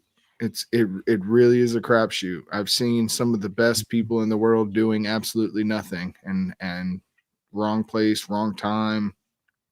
Yeah. So Yeah. Um, I think it's important that as a parent especially, that you prepare for everything that you can. And prior to having our daughter, I did take a bunch of classes, took a choking class, took CPR class, took all this stuff. And I think I know a lot of that helped. But it's the same way we look at, like, training with firearms, training with medical equipment, training with all that kind of stuff. Like, if you don't put the time in and get used to the activities, the tools and equipment, then you're going to be at a disadvantage. Jason Ewing, brother, welcome back to the Kimlight Battalion, brother. Appreciate you, man. Jason Ewing, great to nice. see you. Kick up dust. Good to see you, bro. Turkey's back up in here, brother. Great to see you. Tech Money, all you guys. Garen Wilson, what up? I mean, dude, yes, panic is contagious 100%. If you're not calm, people that are panicked may totally reconsider their panic when they recognize how calm you are. And they may be like, am I panicking for no reason? And you may just kind of check somebody just by being calm, Dude, I've lived through a near what would have been fatal head-on collision just because I was like, oh, I need to move very quickly, or if I overcorrected, I would have been into a tree, like, just these little things where it's like, I better stay calm. Anyway, so Josh with Black Diamond Guns Gear, Fat Tech Josh, is likely not going to be able to make it. So let's go ahead and go over the footage. Oh, and shout out to whoever came through and ordered a knife from Definition Knives. Thank you so much. Appreciate the business. Maybe you want to see if Dust wants to come up. Dust, you want to Sure. review Yeah. some tactical footage with us? I know you guys didn't have a show tonight. Joe BQ says DLD After Dark also have an EpiPen or two is kind of handy. Bro, Very. I always have at least 2 EpiPens, the AviQs for kids, and I got 2 I need to EpiPens get in that. the bag. You And can't get them here without a prescription. you do need a prescription. They're like $250. They are very expensive. It's ridiculous. Bro, as much as we pay taxes, bro, you should be able to get stuff like that at a reasonable price over the counter. Of course, It's but ridiculous. they're not using our money for us, bro, No, They're using they're our money not. for them, Yeah, I bet you Ukraine got a bunch of free ones. Yeah, for real. Dude, because of my daughter's allergies, I have to at least have 2 on me, and also have Benadryl tablets and things that I can Yeah, give I her keep really that. quickly. She just had her first real allergic reaction 5 weeks ago, 4 or 5 weeks ago, and she did have to get epinephrine injected into her, but we didn't have to use an EpiPen because we brought her to the hospital. Bro, that she experienced every single part of the reaction except the closing of her throat, luckily, Oh, and I had 2 EpiPens. Her mom had 2 EpiPens, so if God forbid that happened, we did have a way to help her, but she was okay. She could still breathe, so we just took her in and they administered the epinephrine. So, but yeah, man. keeping those in your kit is important. And even if even if they are expired, if you hold them up to the light and you can still see if it's clear and it's not yellowed out, they still are usable. So if they expire after a year or whatever, look up at a natural light or a light and look through it, and if it is still clear, it is still usable. Don't put them in hot cars, don't put them in cold cars. Keep them in a temperature resistant bag, and it will stay totally good to go. Baptized by fire, I think you have to show a prescription on Amazon even to get them. To get what? An EpiPen. $33, $33 to $45 on Amazon, generic or prescription. Dang. Yeah, I mean, I have prescriptions for her, so I could do that. DB Cooper, brother, good to see you. Tuck, all y'all. Narcan you can get. It's $45 on Amazon. 4 milligrams. That's crazy. Yeah. All right, let's go ahead and run this. So for anyone out there, I was talking about Narcan. Oh, okay, thank you. I got you. Okay, so a couple things. So before we show this footage, somebody is gonna put in the comments, the badge cam doesn't start till an hour and 31 minutes in. Thank you. But we're gonna review this. There is shooting in it. People are struck with projectiles, and it is a fatal shooting. So the reason why we wanted to go over this is for a couple reasons. Obviously, anytime there is a gunfight, if there's ever an exchange of precious metals, semi-precious metals that are captured by camera, that is an opportunity for us to watch, to look at, to review, and to learn from. And we've done that a handful of times. And I find it super valuable. But when I saw this, I heard them talking about it, and they said that it was Blount County, Tennessee. So I hit up Josh with Black Diamond Guns and Gear, Fat Tack Josh, and I was like, "Yo, I wanted to hit you up and ask if you wanted to come on and do the show because I want to review this badge cam because it's in your hood." I told him the situation, and he said, "Yo, I actually know the shooter." He literally knows the shooter, the perpetrator, the felon in possession of. So yeah, things. I'm not going to speak for him on anything, but he's watched that video 100 times just because he personally knew the shooter. I'm not going to speak on the connection, how he knew him, or anything like that. But yeah, so when I talked to him and he said that, it was like, whoa, we definitely got to have him on the show. But I was just texting with him and he was like, man, you guys are going to have to run without me because he's with the family. So we're just going to go ahead and run it. So the DLD After Dark, I'm about to go to bed. My email address is my PayPal address. Okay, you got it, G23Z. Okay, so we're going to go ahead and run this. If anyone out there, it's not super gruesome or anything, but if anyone out there is sensitive to, death, fatal shootings, anything like that, then if you handled the last conversation, you should be okay for this one. you should be okay. But I just like to give the warning. Sure. If you're feeling vaginal, then you should leave because we're going to be going through some stuff. Okay, now Let's check it out. as we go through this, it is a long video, so we're going to be stopping it. We're going to be talking about it, and obviously this is fair use because we are going to be reacting to this dash cam badge cam. Now I'm going to have to be toggling mute, and when I pause it, it takes me a second to go back and turn the mute off, just because it'll play back into my mic if I don't mute it, and y'all will get an echo. So because of that, I'm going to I got a quick question for you because you worked in sales also. Did you ever have like a sales team where you guys would like role play sales calls? for sure. I think cops should do that with verbal stuff more often. Oh, 100%. They are Ah, so undertrained in de-escalation. in their It mouth is and what crazy. comes out of their mouth. Yeah, dude, I just watched a shooting where a guy was shot in his thinker because of a miscommunication between two men. Ugh.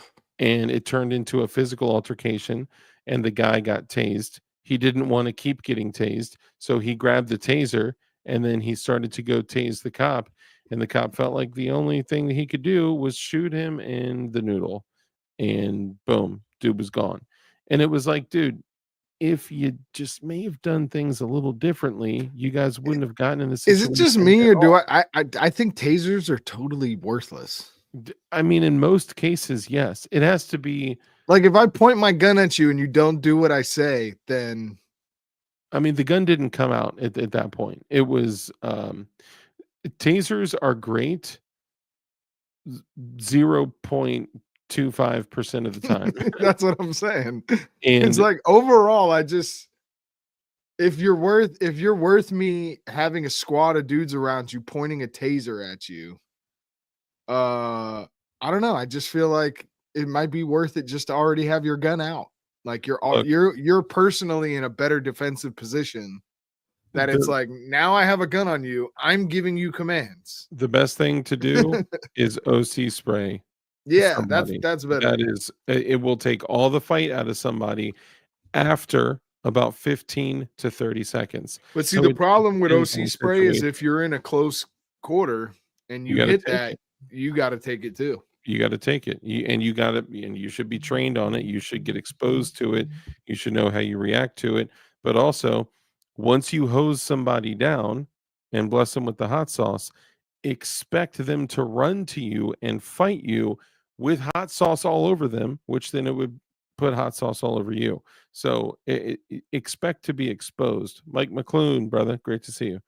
Um, so the OC spray is not like a fight winner; it's a fight avoider, right? Mm-hmm. If you hose somebody down, you're still going to have 15 to 30 seconds where they are still full force, completely unaffected, and even when they are affected, it doesn't like neutralize their capabilities. It just kind of, you know, if they're fully affected and you got them real good and you hit them with the Zorro, you know. Is there something where like with cops? Because I do wonder this because I feel like this used to be prevalent back in the day, but it's like more likely that they will tase you than they'll punch you in the mouth. Hold on, say it again. When it comes to policing, like Hmm. I'd rather just have the capability of punching you dead in your mouth than tasing you. Oh yeah, for sure. You can absolutely punch people. And it drives me nuts when people watch these videos where police officers start boxing dudes, and I'm like, dude, are they not allowed to punch? Of course they're allowed to punch. They're Right? defending themselves, right? Like punch him in his face, Punch him punch in his him in the face. jaw, punch him, you kick him in, Yeah. like whatever you got to do. Like kick him in the head with a shod foot if you have to save your life. It does make me this situation makes me think of the one kid where the lady was like taser, taser, taser, but it was her gun and she shot him. Yeah, yeah, that's called retardness. Yeah. That is the retardness. I love seeing that the meme with the woman with the shooting the AT4 or the RPG, and it This is says taser, taser, taser. taser, taser. That is hilarious. It's good. Cover All up right. concealment. Women shouldn't be police, dude. I just I don't watched think so. another video that a woman went hands on with a guy, and the only reason she did not get her head stomped into the concrete was because two strangers stepped in to help her, Mhm. and she OC sprayed him, and it doesn't take the fight out of them right away. And if they know what to do and know to strobe their eyes and know how to fight through it, you got a problem. I mean, if you were a dude and you had to choose your partner and it was like a 5'5" chick or another over 6 foot, 200-pound jacked dude, who are you picking as your partner? How attractive is the girl? I'm just kidding. Dude, you already know who I'm. Darks and dark times, yo. Dark times. It's dark time. Yo, straight up, it depends on character. Because I just watched another video where it was in Baltimore, I think it was Baltimore, where a dude with a knife was literally laid over a girl, about to Oh, I seen that open up one. her I seen throat. that one. The dude had a Glock 21 and he Clap, put clap. all 14 rounds in his behind and he didn't strike her once. Nope. The partner, the whole time, stayed behind the car at the passenger side. Like Oh, a this wasn't the little one that was in the house. bitch. No, this was I've seen that one too. This one was they literally rolled up, they both got out. He went closer to get the best shot that he possibly could. At first, I was like, "Is that a Glock 23?" Because that's 13 plus 1. But it was a Glock 21 because it was a big handgun, right? Mhm. So that means he hit this dude with 14 rounds of 45 ACP, and he was hurting. I honestly, none of our cops carry 9mm. None. All Really, our cops carry Glock 21s. Every single cop that I come across carries Glock out 21. where you're at, Every single one. Every department. dude. Out here, they're all rocking 9 mils. That's crazy. But I do have a Glock 21 and a Glock 30 that takes Glock 21 magazines. Well, the 30S or whatever. But I I'll would tell like you a what, 21. the first dude, you can get them for like $2.99. When Yeah. different times. But I'll tell you what, the first 13 rounds took all the fight out of them. Right, the 14th round had him like this. Like he did The that rigor mortis. that cerebral joint where Because Florida he was people like are this, nuts. like, dude, stopping power of a 45 ACP. If you don't got to pay for the ammo and you can run it all, like, to do it up, bro. It Mhm. honestly, if every single police agency and every single civilian was carrying a Glock 21, I'd be rocking a Glock 21. It's because of how prolific is the magazine, how prolific is the caliber. But even then, I still have a Glock 21 and a Glock 30S because they both take those same magazines, and you can also use the Chris Vector, crazy noodle magazine. All right, let's go ahead and run in. Rated R.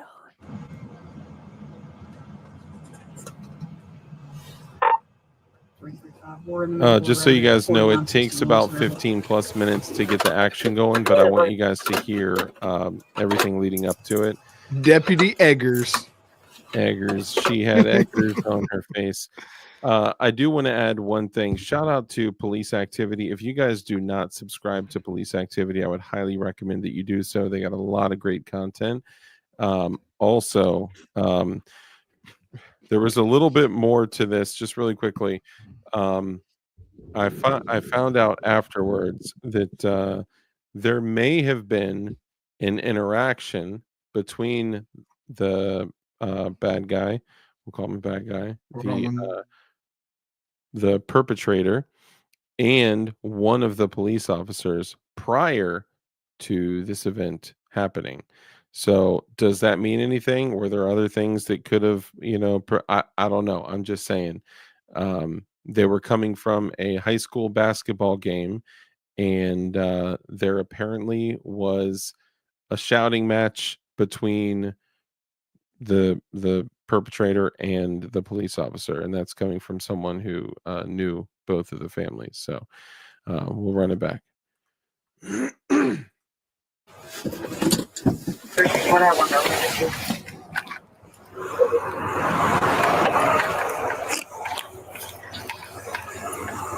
Let me know if you guys are hearing it. 5x5. Hello. Sorry, I'm all right. Can we pull up into this driveway right here? All right, I'll see you there. Hold on just a second. I'll talk to you.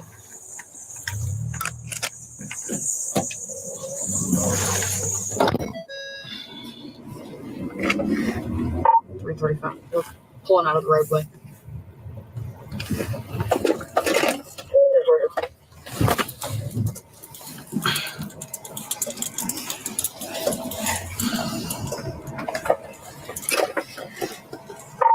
Never mind, we're still on the roadway.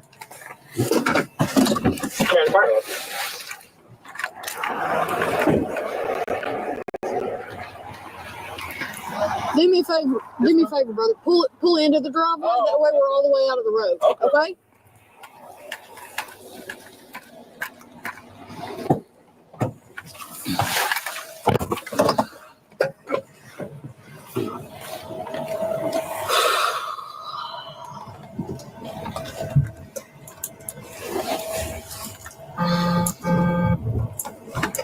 335. We pulled into 4959.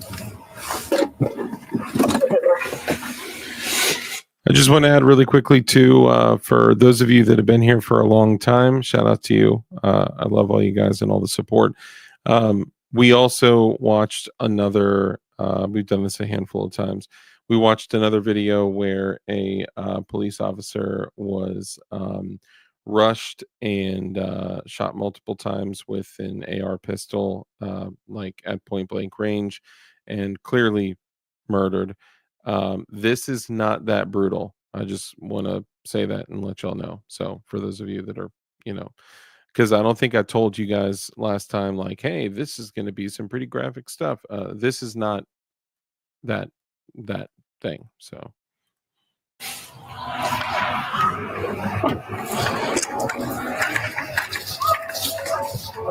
All right, my friend. Now that we're out of the way there. I'm sorry. That's all right. My name's Shelby. I work for the Blount County Sheriff's Office. I stopped you not because you were all over the road. Oh, I'm sorry. I didn't notice it. I just put my hair up. Putting your hair up? Yeah. Okay. Have you had anything to drink or anything? Oh, hell no. Okay. No. I'm really just like leaving. No, I'm just leaving Suburban. Okay. Just got back from got Facts. Pittman. Cool. Just got a phone with my son. I said, son, you should have came home because he hurt his knee real bad GP game. Mm-hmm. And I literally just got the phone with him. Okay. Did you go to the game? Yeah. Okay. We literally just got done. Okay. They're still there. I literally can show you. I just got the phone with my son. I believe you. And, Where are you headed to tonight? I'm on my way home. Where you live at? Alcoa. Alcoa? Okay. Go for it. You care to see your driver's license, registration, proof, insurance, please? All right. Thank you. All right. Thank you. I'm sorry about that. I didn't think I was swerving. Yeah, well, you went across the line just a little bit, and I thought, well, maybe I would just put my hair up. I'm sorry, I got hot. I just put my hair up. I got you. Yeah, you were like just you were go all home, the way get in completely in the other lane. I called my mama and say, "Mama, I'm not gonna make it tonight. I gotta go get clothes. Like I'm just dealing with a lot. I promise I didn't do nothing. I'm sorry. Okay, I'm sorry about that. I'm sorry you're going through some stuff. Oh, it's a lot going on. Sporty, great to see you, bud. Just got the phone with my son. Just talked to the guy that's painting. Sent me a picture of some lights that he sent me. Okay. That I literally just got the phone with him. Okay, good deal. I paint mama's house. She just sent me this. I got you. I do want to say one other thing too. If you guys notice when you watch badge cams, this also comes from years of me being a dirtbag prior to, becoming not a dirtbag. If an individual is talking crazy and injecting all of this, like just random detail for no reason, that's usually because they're trying to appear trustworthy, as if they're offering all this information, as if they have nothing to hide. And if they keep talking about home, I'm just going home. I just want to go home, go to bed, home. It's because they have something that would likely, it's because they have something with them, on them, around them, in the car that would potentially keep them from coming home or going home if the police officer were to find it. So that's usually kind of a couple signs. I'm just saying. Gotcha. And I called him back, but I'm on Bluetooth. Okay, you're good. Do you have your registration insurance? Yeah, I'm in my mama's car. I'm in her car. My truck is at her house. I'll show you what I just done so you can know what I'm doing. I ain't lying. I just left to take a video. Yeah, I'm comfortable. Come on.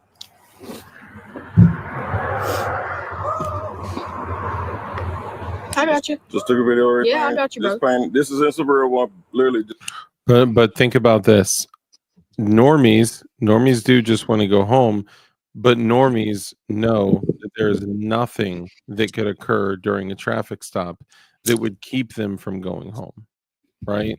So it's just a couple things that I've noticed, but also a couple things that I did, when I was a dirtbag. So Just jumped in her car, Mm-hmm. showed her video of her house. We I just got got you. it. Just got done getting it painted. Yeah, I I got you, literally bro. just left. I just Okay. want to go to bed. Okay. Is this it? go home, go to bed. Close enough for registration. What about Let me your try to call her insurance? real quick. Okay. Well, I'll tell you what. I'll let you call her. I'm gonna go check this out, and I'll come back up here and talk to you about the Okay. insurance when you figure All it right. out. Okay. Thank you.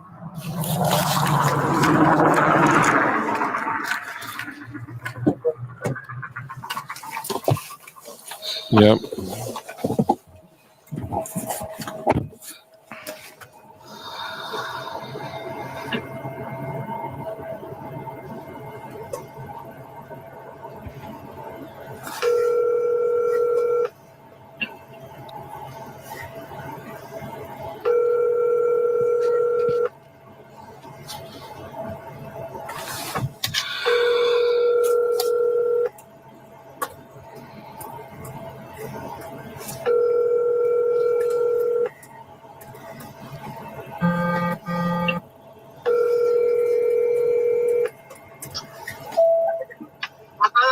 Hey. So. Yeah, car hold smell- up. That joint rang like 9 times, bro. Right? I'm like waiting for the voicemail to come on. Like, what? Like that's kind of crazy. Sorry, I just had to mention that. Smells like weed. And he Okay, was so my bad. That in was the opposite lane. importante. Hey. So car smells like weed. And he was Car smells like in weed. the opposite lane on Seville Road. No, he wasn't. Pretty sure I got a DUI, He was just swerving a little but bit. I think it's weed. I don't think. He said he was just putting his hair up. I do want to say this too. Spoke to Josh, Fat Tech Josh, Black Diamond Guns and Gear, who had said that that time of year, this was about 10 months ago that it occurred. That time of year, he said the skunks are out like crazy, crazy. And everywhere you go on those like backcountry roads like that, everywhere you go, it reeks of skunk, which smells like fresh weed. Lots and lots of fresh weed. And I actually was in a situation before where I literally hit Like a skunk skunk? with my car, like a skunk. Skunk And- smell like weed? Bro, are you tripping? Are you serious? What skunks you talking about? So I actually hit a skunk before with my car, and for like weeks it reeked, and I ended up getting pulled over, and the cop was like, did you hit a skunk or something? Because your car reeks, man. He's like, smells like weed. I was like, whoa. First off, I literally hit a skunk, bro. Like you can see on my car where I Skunks hit it. smell like weed? I always thought they smelled like shit. No, they smell like trees. They smell like the smoke. Really? Are you joking right now? They call it skunk weed for that reason. I 'cause thought they call it skunk just because it smells strong, not because it smells like a fucking skunk.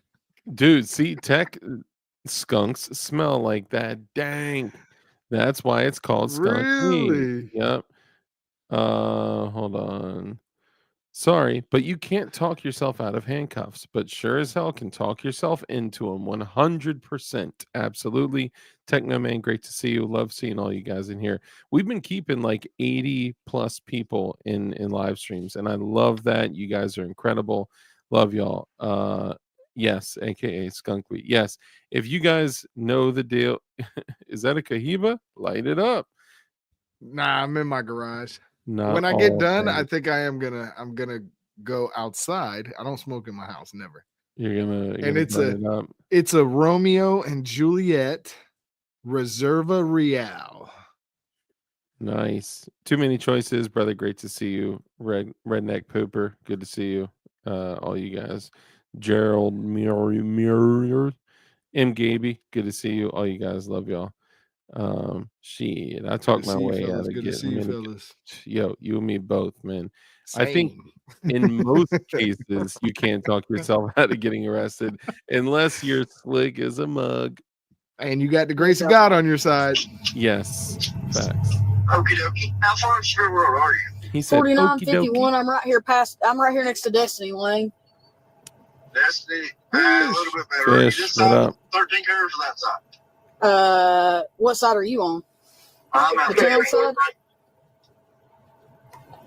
I'm by the hospital.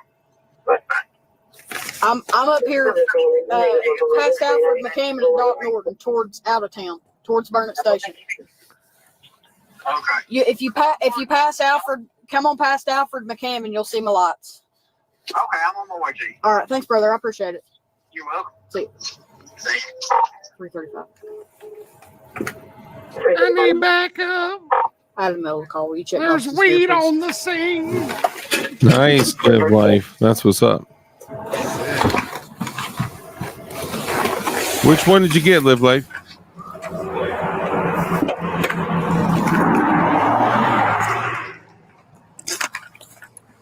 Guys, let me know too if you guys would like to see more reviewing of body cams and dash cams and stuff like that.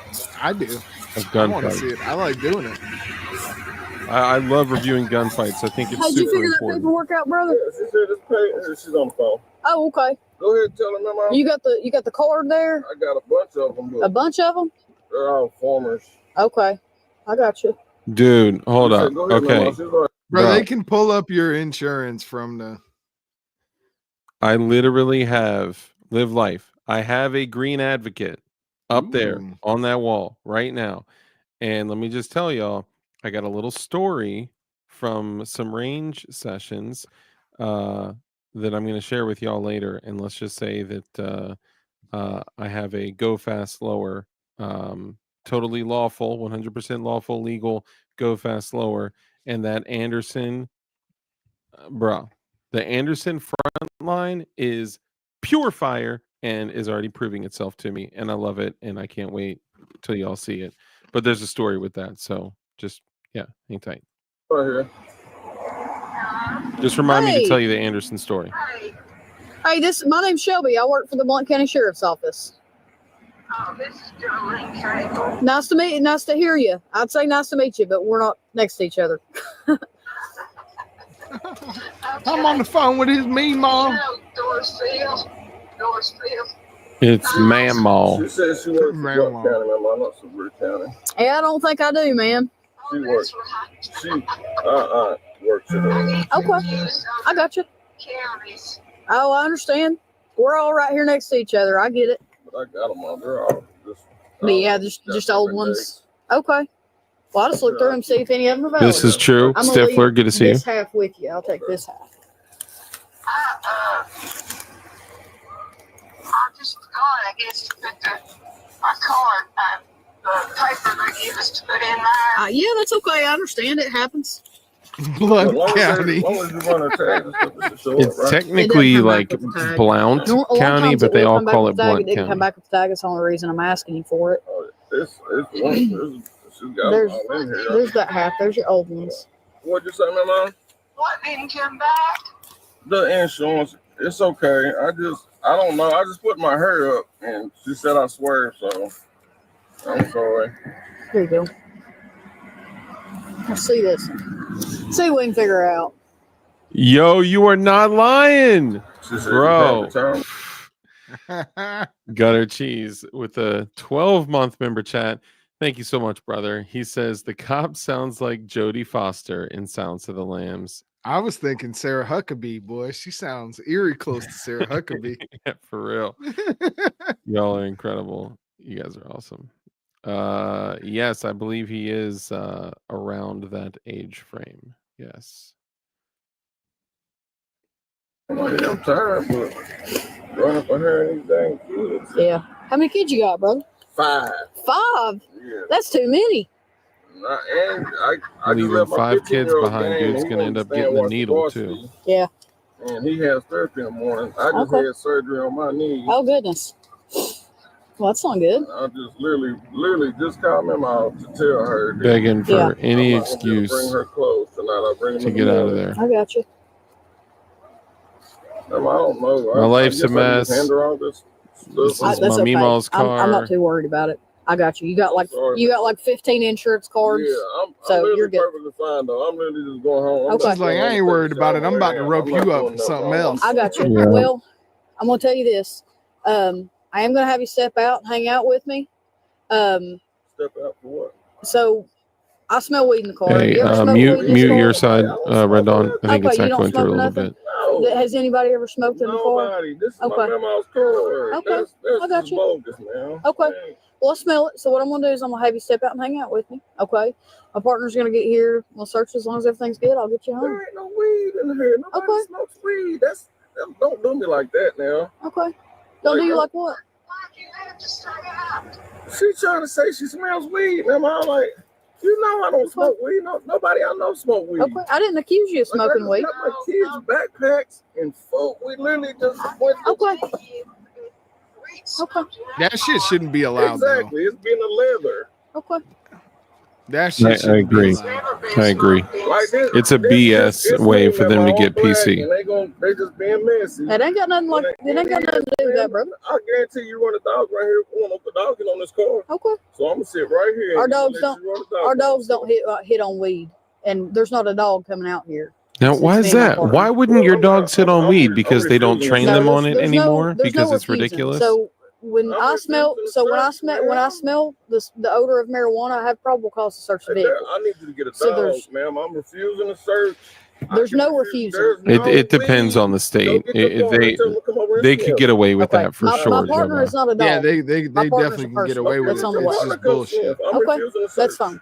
You can't refuse a search Why can't I refuse to search? because I've got probable cause to search the vehicle There's no because of the probable smell. cause. Now, Okay. they trying to be messy for no reason. I'm not trying to be messy with you, brother. Real I'm quick, trying to make this easy. is Tennessee Okay. not I'm just medically refusing to search. I legal? love you, Mama. Anything legal for marijuana? I don't know. Yes, ma'am. Because if it's medically legal, you can kick I fucking don't rocks. know you're doing this. I'm just trying to Yeah, get home. I literally it's just left your house. it's got to I literally be just took a video so I can show decriminalized you or something. everything that everybody did I mean, but with the paint and everything in the toilets, and they just pulled me over for no reason. They seen my fucking hair put up. I'm black with dreads, and they pulling this mess for no reason. It ain't got nothing to do with It that, brother. does, 'cause I couldn't see all you when my I pulled kids' you life, over. nobody smokes weed. I don't smoke weed. Okay, I've never Kenny. been around weed. Okay. That's I didn't say bogus. you did. All right, so I'm gonna pause this real quick.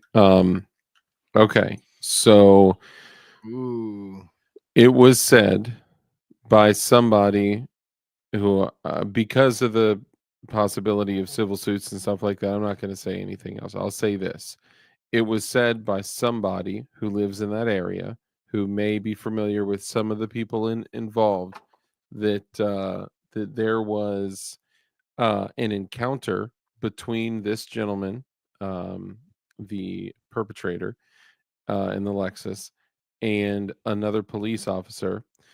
Now, like what was said earlier, which this is more and more common nowadays, um, she did not radio for backup. She called one particular officer for backup. It may be that that's that county, that's how small it is. There may only be a couple on duty. Who knows? Or maybe that's like the one dude that she would want to have her back. Who knows, right? But it's interesting that she called that individual personally on their cell phone, because it was said that the police officer that was called, that is now on his way to this traffic stop, was the one that got into it with this perpetrator at the kids' basketball game. And the way that he shows up super hot on the scene is a little interesting. That's all I'm saying. I'm not trying to say that there was anything. I'm just saying I'd go as far to say I think this dude might be able to get off. I mean, you never know what they find out. You know, who knows? I don't know. But he does do some pretty heartless ish. So I mean, bro, when you hear his scream, I think the reaction of everything that happens within the split seconds of the scream coming out of this man's mouth. Yeah, this grown adult's mouth. Ah! He he thought, sounds like the dude from Home Alone when he grabs the doorknob. yeah. He definitely thought he was going to die with that. She accidentally gets a little bit of the lightning too. So hang tight, we're running it back. I didn't say that you smoked weed. I said it smells like weed in here. I didn't say you did it. Dog. I love you, Okay. Mama. Go ahead and step out for me, Kenny. I'm not stepping out. I'm refusing to search. Okay, you're refusing to step out of the vehicle? I'm refusing to search. Man, Okay, so step out. You know, Flying Rich has Step 2 out of the Lexuses, vehicle. right? Come back here and stand with me. I'm not. 335. I got one refusing to get out of the car. I need Just you to get step a dog. out. Just get a dog. I don't have a dog. I don't have a dog Please to get. a dog, Okay. ma'am. And if I had a dog, it doesn't hit on weed. I don't I'm telling you. smoke weed, Okay, I didn't say you did, brother. Okay, you're not. I said searching it smells my like car weed for in your no car. reason. I have probable cause to search your car. Not. Kenny, step out for I'm me. not. Step out for me, Kenny. Bullshit. No, I'm not. She is calling him by his first name, but she did have his documents too. The police got me pulled over. They threatened me to get out the car. I'm not getting out the car. Kenny, just get out the car, man. I'm not trying to make this difficult. You are making it difficult. I'm not making it difficult. I'm not being racist. I'm asking you. I don't have a dog, sir. Tell these folks I don't smoke weed. Rexus, that is. Okay, I didn't say you smoked weed. I don't smoke weed. Kenny, I never accused you of smoking weed. You saying I got to get out this car? I'm not. I'm refusing it. Yeah, I am saying you have to get out of the car. I'm refusing it. You can't refuse to search. I have probable cause to search the vehicle. You gotta have a dog. You can't just say you smell weed. Yeah, that's how the law works, Kenny. No, it don't. That's how the law works. Unfortunately, Kenny, that is how it works. I'm down here on some River Road, baby. Like, this is not right, man. I'm literally not doing nothing wrong. I'm literally on my way. You were on the wrong side of the road. Now, what's actually going on is he is a felon. He had been in and out of jail a lot throughout his life, and he is currently illegally carrying a handgun. Now, in my opinion, if he is released from custody, he should be reunited with his natural rights that were given to him by God, regardless of how dangerous he is. He should be reintroduced to all of his property, whether that includes his home, his vehicle, his firearms, his whatever. The moment he's reintroduced back into the general populace, he should get all of his rights given back to him. And people say, well, Dark, that would just be dangerous. That's why we have guns and can shoot bad guys in the face if needed. What are your thoughts on that, Red Dawn? I 100% agree. I for sure, like Too Many Choices said, for sure you got to ask for a supervisor. I need all y'all around here to sniff this. But I mean, it's yeah. I mean, dude, felons should have guns, and if they aren't capable of having a gun, they should be in jail, because a car has, as we've seen many times, we just saw in Germany, we've seen here, holiday parades and people just driving through, running over children and everything else. A car is just as dangerous as a gun, if not more dangerous. If not more. And actually, there are more deaths per year from vehicles than there are from firearms. And there's, I don't think, I mean, unless you have a traffic something that you can't get a license for, DUI or something specific, you could go commit as much murder as you want, get right out of jail and go get a driver's license. Yeah. So yeah, it doesn't make sense. If you're allowed to be in society, you should be allowed to have a gun. And if you don't belong in society, then get your ass to policing. Get people in jail if they belong there. Yeah, and that is the broken system that we're in. That's the way it is. All right, I'm gonna play it again. You're on the wrong side of the road. That's why I stopped you. I ain't doing nothing wrong. Kenny, man, I just said you get out of the car, brother. I'm not getting out the car. If it were lawful for him to be carrying this firearm, none of this would have ever happened. I'm just saying. I have a dog to get, brother. You could have just gave me a ticket and said, get on. I don't smoke weed. I don't have a dog. Now here to comes get here, okay? backup. I don't have a dog to search your car. I do not have a dog. I can't help you there. You know, I'd like to have a dog. I don't have a dog. Then take your dog ass back to your car. That's what I would have said. For real. I'd be like, you sure sound like a dog. I just need you to step out of the car, Kenny. I'm refusing to search. I just Okay, need you to so- step out the car, So here's brother. what's going to Come happen on, if brother. you don't step out of the car. We're going to have to drag you out of the car, and then you're going to go to jail. I don't smoke marijuana. So you can either step out of the car, or I can pull you out of the car. Step out the car. No, sir. You can step out the car, or I'm pulling you out of the My car. dog Kenny. definitely should have his doors locked and his windows rolled up at this point. Bro, so the Did first he just try to pull off? no. The What was that first sound? thing my man said, hang on, I'll replay it. The first thing my man said, he went, shine the light, and he was like, get out the car. Like there was not a spoken word. It was only screamed. I just need you to step out of the car, Kenny. I'm refusing to search, man. Okay, I do so- not smoke So marijuana. here's what's going to happen if you don't step out of the car. We're going to have to drag you out of the car, and then you're going to go to jail. I don't smoke marijuana. So you can either step out of the car, or I can pull you out of the car. Step out the car. Not for felons. You can step out the car, or I'm pulling you out of the car, Kenny. It's racist. I don't care what goes on. Yeah, she is, but not in the court cams. She asked you. She asked you to get out of the car. Get out of the car, brother. Y'all said it smell like weed. I need you to get a dog, please. No, we don't I'm have to asking have a you to dog get a when it smells There like has weed, been brother. no Get out of the car. marijuana in this Okay. car. I'm gonna tell you one more time, Kenny. Get out of the car. I can't, man. You I'm can't? recording this. Okay, I'm you can telling you record it. right now. That's fine. I'm recording too. I've recorded this whole interaction. Go ahead and get But out I'm of the car. not doing nothing wrong. You were on the wrong side of the road, Kenny. I was not on the wrong side You of were the road. driving on the wrong side of the road, brother. I'm Get not out of the on car. wrong side of the road. Get out of the car. Get out of the car. I'm not. No, don't touch my car. Get out of the car. No, you can't do that. Get out of the You car. can't do that. You can't do this, man. Get out of the car. You can't do this. Get your hands off of me, man. Please. Now, Please get your hands off of me, please.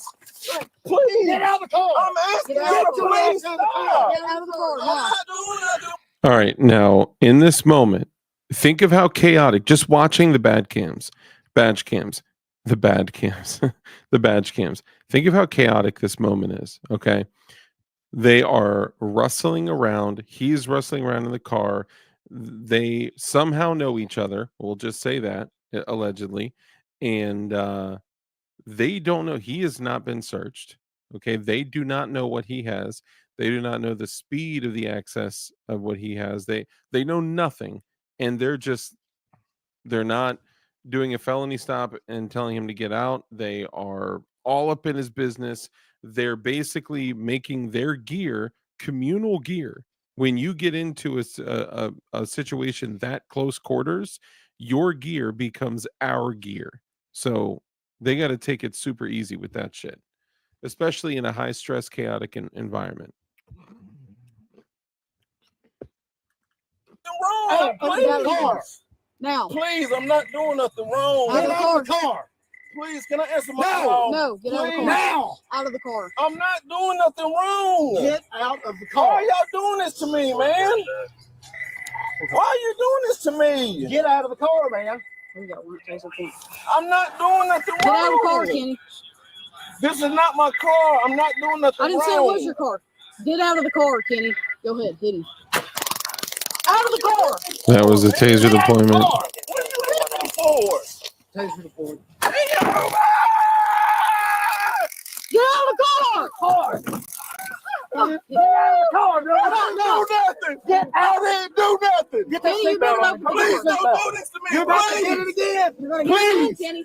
Please. Kenny. Please stop. Let me talk to my member of my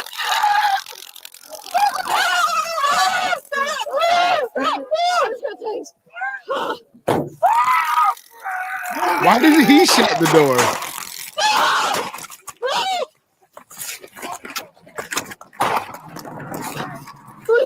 Shots fired. I'm hit. 334's hit.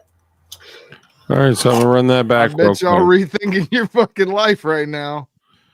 So what happened Please, can I ask was Bro, if you hear the shots, he's screaming at the same time those shots go off. He's going, ah! yeah. I mean, he drew his firearm while he was riding the lightning, and he fired, and you can see the first shot. So the cop that died, which is the male officer, you could see he dropped immediately upon that first shot. He shot him, I think, a total of 3 times. He shot him in the face again. That was that last shot. he leaned out of the car and shot him again in the face. He shot her in the leg, which I think the reason she was caught in the leg is, because with a Glock, when you're very close, um, a lot of times you end up shooting a little low unless you compensate for it with your front sight. So And I he was think being she. shocked. I'm surprised he hit anybody with being tased. Well, apparently what he said, and I have not heard it, but as he fired the last shot in the face of the officer that was down, that was likely the shot that killed him. He shot in the throat as well. That was probably the first shot, I would guess. He apparently said, "I told y'all, mother," because, and that leads me to believe that that may have been something from prior to, you know what I mean? I guess it could have been about this too, but I'll roll it again. No, get out of the car. Now! Out of the car. I'm not doing nothing wrong. Get out of the Why car. are y'all doing this to me, man? Why are you doing this to me? Get out of the car, man. We got one taser point. I'm not doing nothing wrong. Get out of the car, Kenny. This is not my car. I'm not doing nothing I didn't wrong. say it was your car. Get out of the car, Kenny. Go ahead, hit him. Out of the car! For, man. Get out of the car. What are you hitting me for? Taser the board. Get out of the car! She rides the lightning too. She touches one of the barbs. Get out here and do nothing. Get that Kenny, you better seatbelt open on. the Please door. don't do this to me. You're about to get it again. You're gonna get it again, Please. Kenny. Please. Kenny. Please stop. Let me talk to my member out of my I'm just gonna taste. Why did he close the door? Man, Maybe that was her yelling. I couldn't tell if it was him still yelling or her yelling. 334 that was the shot right there. So, the crazy thing, looking Can you back, slow mo it? I'll try. The crazy thing is that she was actually standing right there, and then they switched, and then he was in her place. Mhm. Literally, if it was 2 seconds prior, she would have been standing right there. Yeah, I can go to controls, playback speed. Let's do 0.5. It's just so sad though, like to say your car smells like weed. The dude doesn't seem intoxicated at all, right? He might have been putting his hair up, he might have been texting and driving, he might have been dropped his phone and was picking it up and he swerved a little, right? Like it could have been anything why he crossed over that line. That is not drunk Honestly, driving. you could have there could have been a ticket given, failure to ticket maintain given. lane. Yep. And But they I could have think been said, look, are you I didn't hear one time, are you intoxicated about anything? I just smell weed in your car. I'm gonna search your car. well, when she called for backup, she did say, I don't think Mhm. he's I don't think he's drunk or something like that. I don't think he's intoxicated, but it may be DWI, which just means that like if he smoked within the past like couple hours or something, they may be able to give it to something along those lines. I'd have to go back, but Yeah, we smoking do have always to made me a remember better though. driver. We do have to remember though that the dude just pulled out a gun and fired on officers and killed one of them to avoid a gun charge. Yeah, which I agree is That's not what wrong. you should do. You should probably just get out of the car, but at the same time of It's total the abuse of power. scumminess of it, yeah, the abuse of power along with it. Yeah, I mean, he had to have started realizing at some point, though, I'm probably going to draw this gun and shoot everybody, and I could I just think get out the fucking car. I think he made the decision that I'm not going back to jail. Yeah, me too. And all right, let's run it again. Hang on.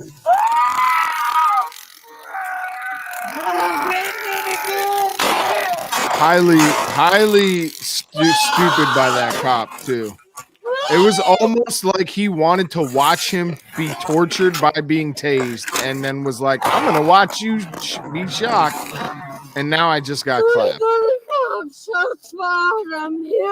All right, let's watch her administer aid. Shit.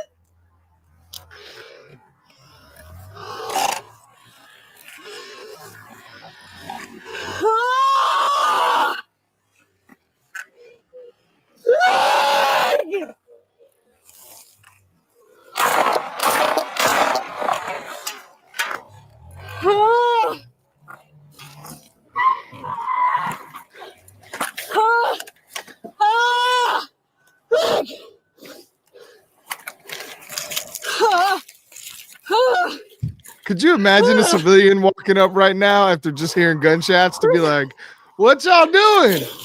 I mean, that's basically what happened. Y'all need some help?" He must have been watching the whole time from a nearby spot. I'm shot. Help. Oh no, he was in a car. 335. Yeah, he's in that white truck. 344's down. I've been hit. Suspect fled. He just pulled Back up. towards town on Got you. Severe Road. I've been shot. I need your help. Can I do anything? Yes, get out. I need your help.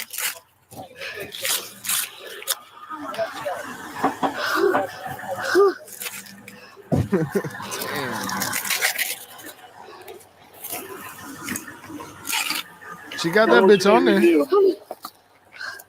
I gotta get this on and help my partner. Help me twist this, please. Twist it really tight. Twist it again. Oh my God. Okay. Twist it again. Twist it as hard as you can, okay? I got you. That's good. Put it in the thing. It's there. Okay. Oh my God. Here, there. 335. I've got a tourniquet applied. Have you got I'm trying to get the something ready? 344. So the suspect's gone. I bet she ain't worried if that guy smells like weed now. I gotta get my partner. Yeah, Now for that she real. needs somebody's help, he can smell like weed. Ah, are you okay? Yeah. My people are on the way. Do you need to Open sit my down? corridor. Give me my mic. You need to sit down. I need to get. You need to sit down. You need to get to your partner, You need dog. to sit down. You need to sit down. You need to sit down. 335. It's You need to get to your man and start packing wounds and start doing whatever you can do to control the bleeding and keep him alive until he gets to higher care.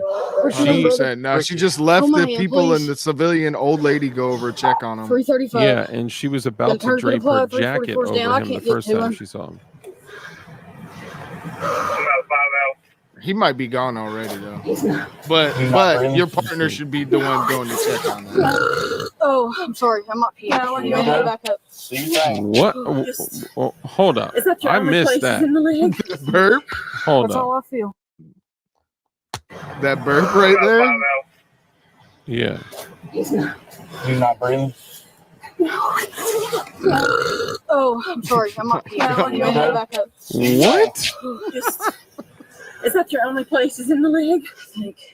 That's all I feel.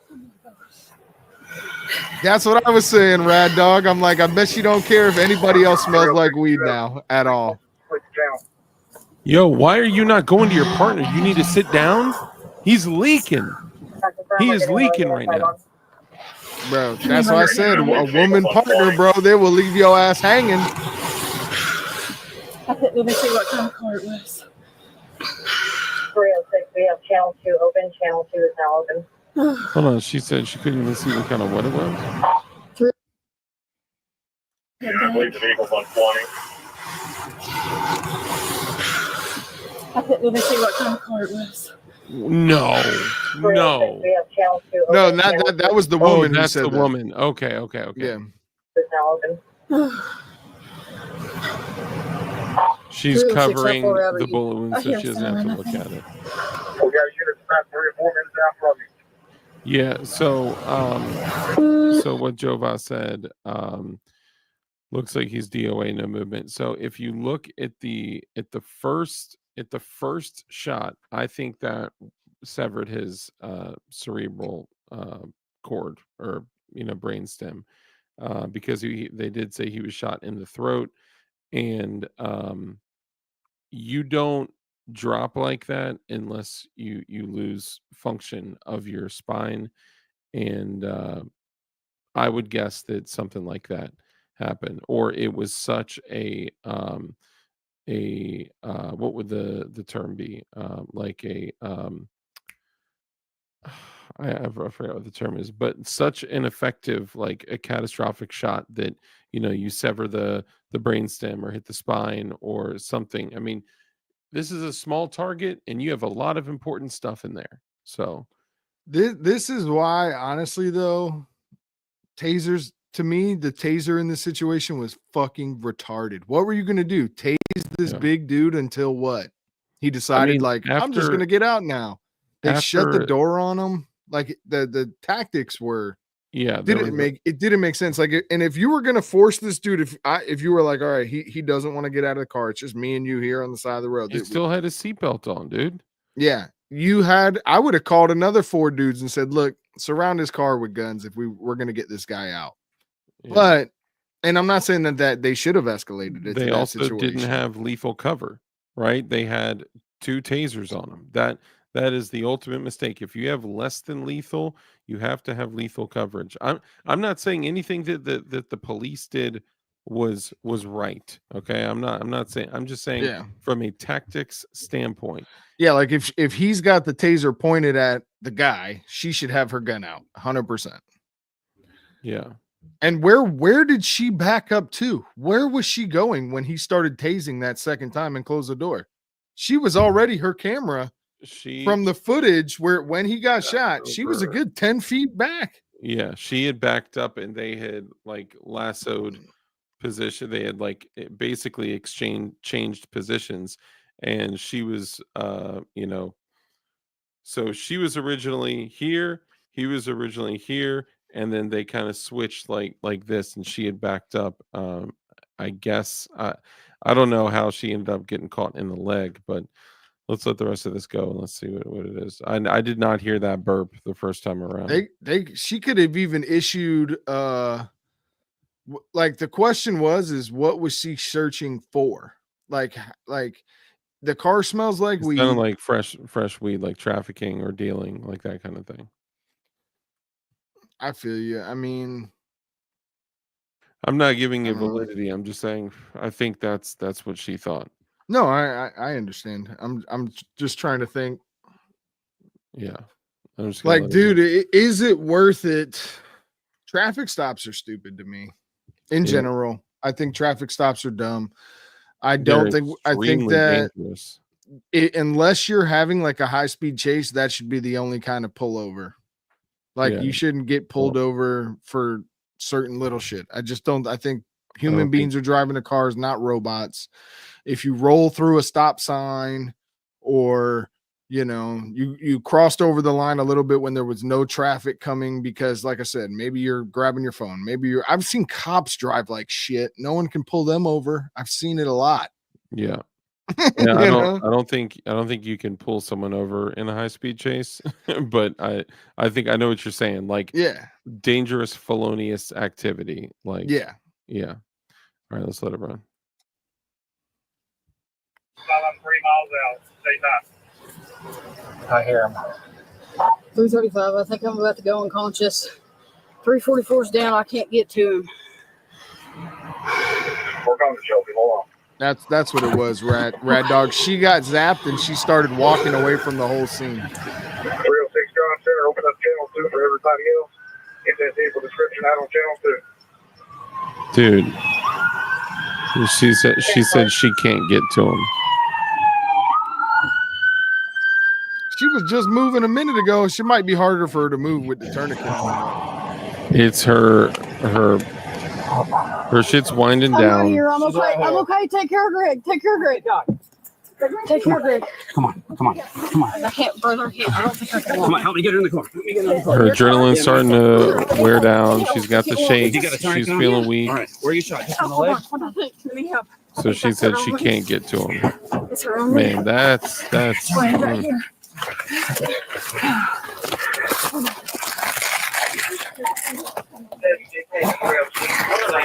think it's just my. I think it's just my boy. Oh my God.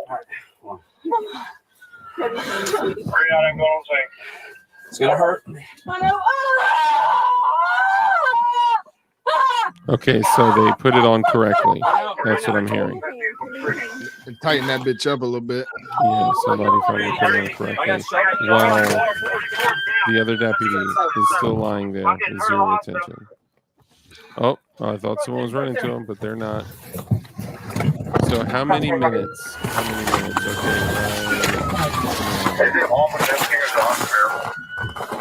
I haven't seen anyone verbally check on him. He must look gone. But I mean, bro, if I was a cop, I wouldn't be playing those games. Nope. I'm not anti-law enforcement either. I just, bro, it's dark. Dude's a felon. You're playing games. Like, it's not worth your life, man. Catching even somebody trafficking weed, that shit ain't worth your life. It's not worth your life, man. That shit's terrible. But you know what? Apparently, these cops thought it was worth their lives. Like, that's the way I look at it. Like, I guess you thought that was worth your life. Like, that shit, if I was, nope, free to go, sir. Here's your ticket for reckless driving or whatever you want to. Here you go. Bye-bye. So 16 minutes and 25 seconds is when the first shot's fired, which is the one that drops him. It was 22 minutes and some change in, and no one had even. There was the one guy that stepped over him at that point. Dude, you got a minute if you have arterial bleeding. You have a minute. Yeah, he was gone. That's just so crazy to me that, like, oh, my leg is ouchy, so I can't go see my partner. Like, you fight through it. You fight through it. You work the problem. Like, that's like basic. I mean, bro, if you cared at all for that person, you would fight through it, right? Of She course. didn't care about that dude at all. No, because her leg was ouchy. Yeah. Man, I'm sorry, but that is terrible police. She's gonna be retired and catching a fat check for the rest of her life. Yeah, I don't know. The case is going on, and it. Oh, she's still getting pensioned out. She's getting pensioned out, PTSD, pension, traumatic situation. She ain't coming back to work after getting shot in the thigh. She's getting paid. Let's see the other angle. 344. Oh, this is his cam? Yeah.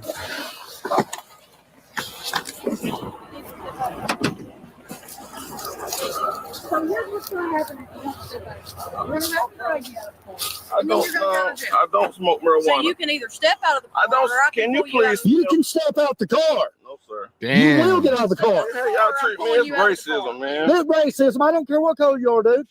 She gave you a lawful command. I don't smoke marijuana. She said She asked you. like She asked you to get out of the car. Get out of the car, bro. Y'all said it smelled like weed. He had no interest in No, we don't helping the situation. He escalated. Absolutely. Okay. I'm gonna tell you one more time. Can you get out of the car? I can't, man. You I'm can't? recording this. Okay, I'm you can telling you record right it. now. That's fine. I'm recording too. I've recorded this whole interaction. Go ahead and get But out. I'm not doing nothing wrong. You were on the wrong side of the road, Kenny. I was not on the wrong side of the road. You were driving on the wrong side of the road, brother. Get out of the car. Side of the road. Get out of the car.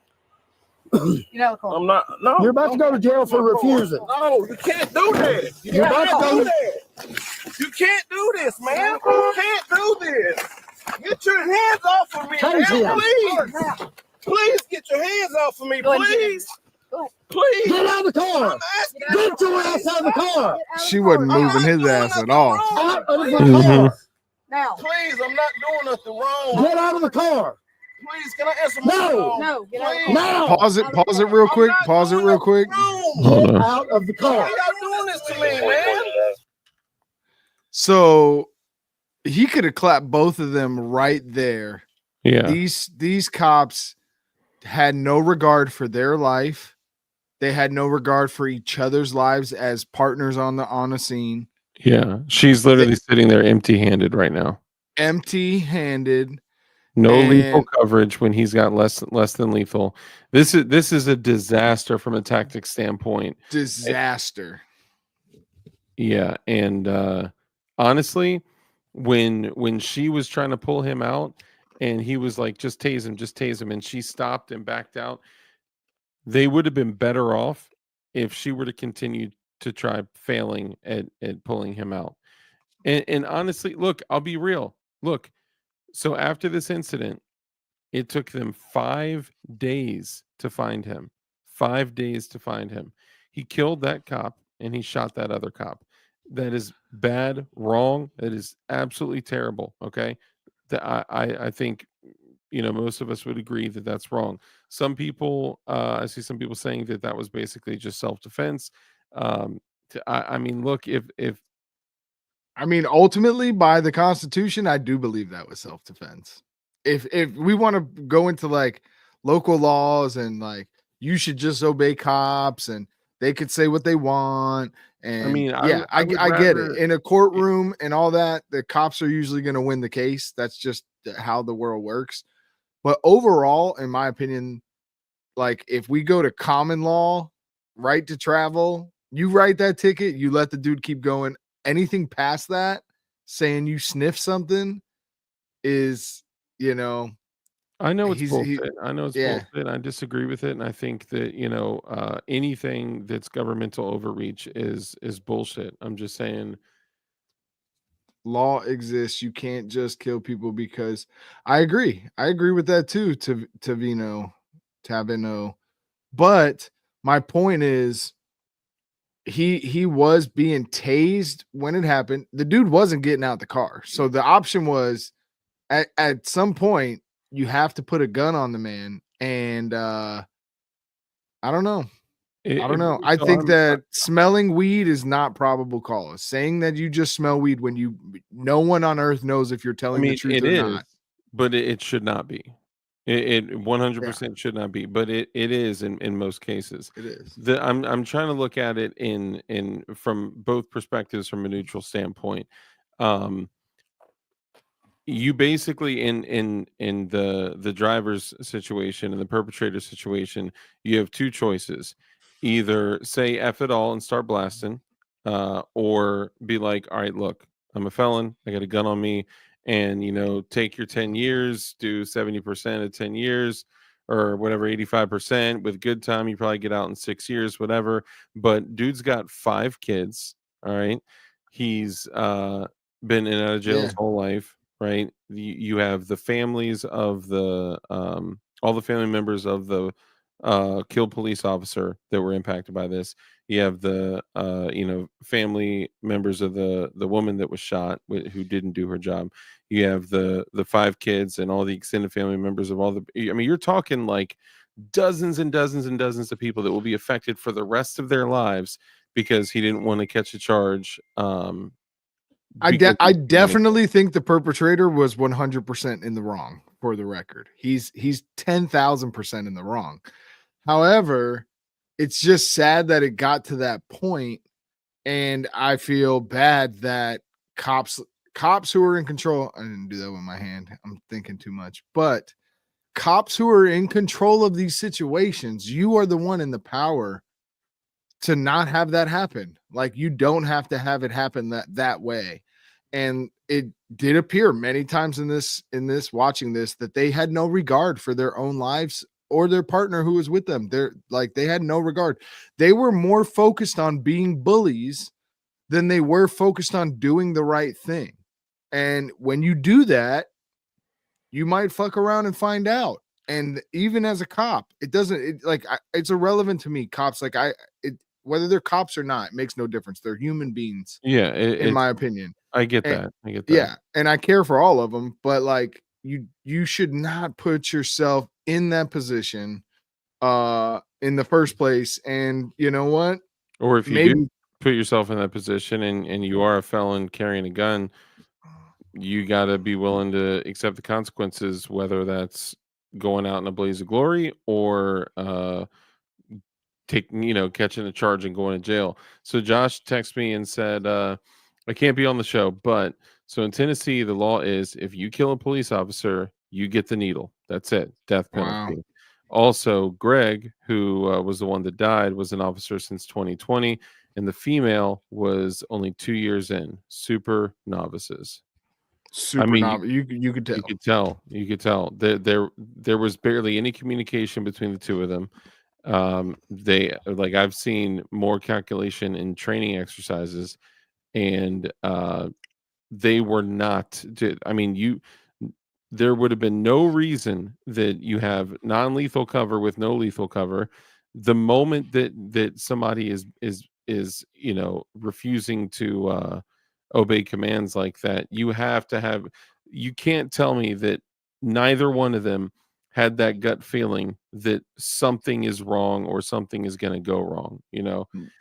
Like I said, they didn't have time to use their brain because they were focused on being bullies. And They she rode the lightning too. they literally thought that they're just gonna, you are nothing. We're gonna roll you out of this car and put you in handcuffs because I'm the law, boy. I watched movies.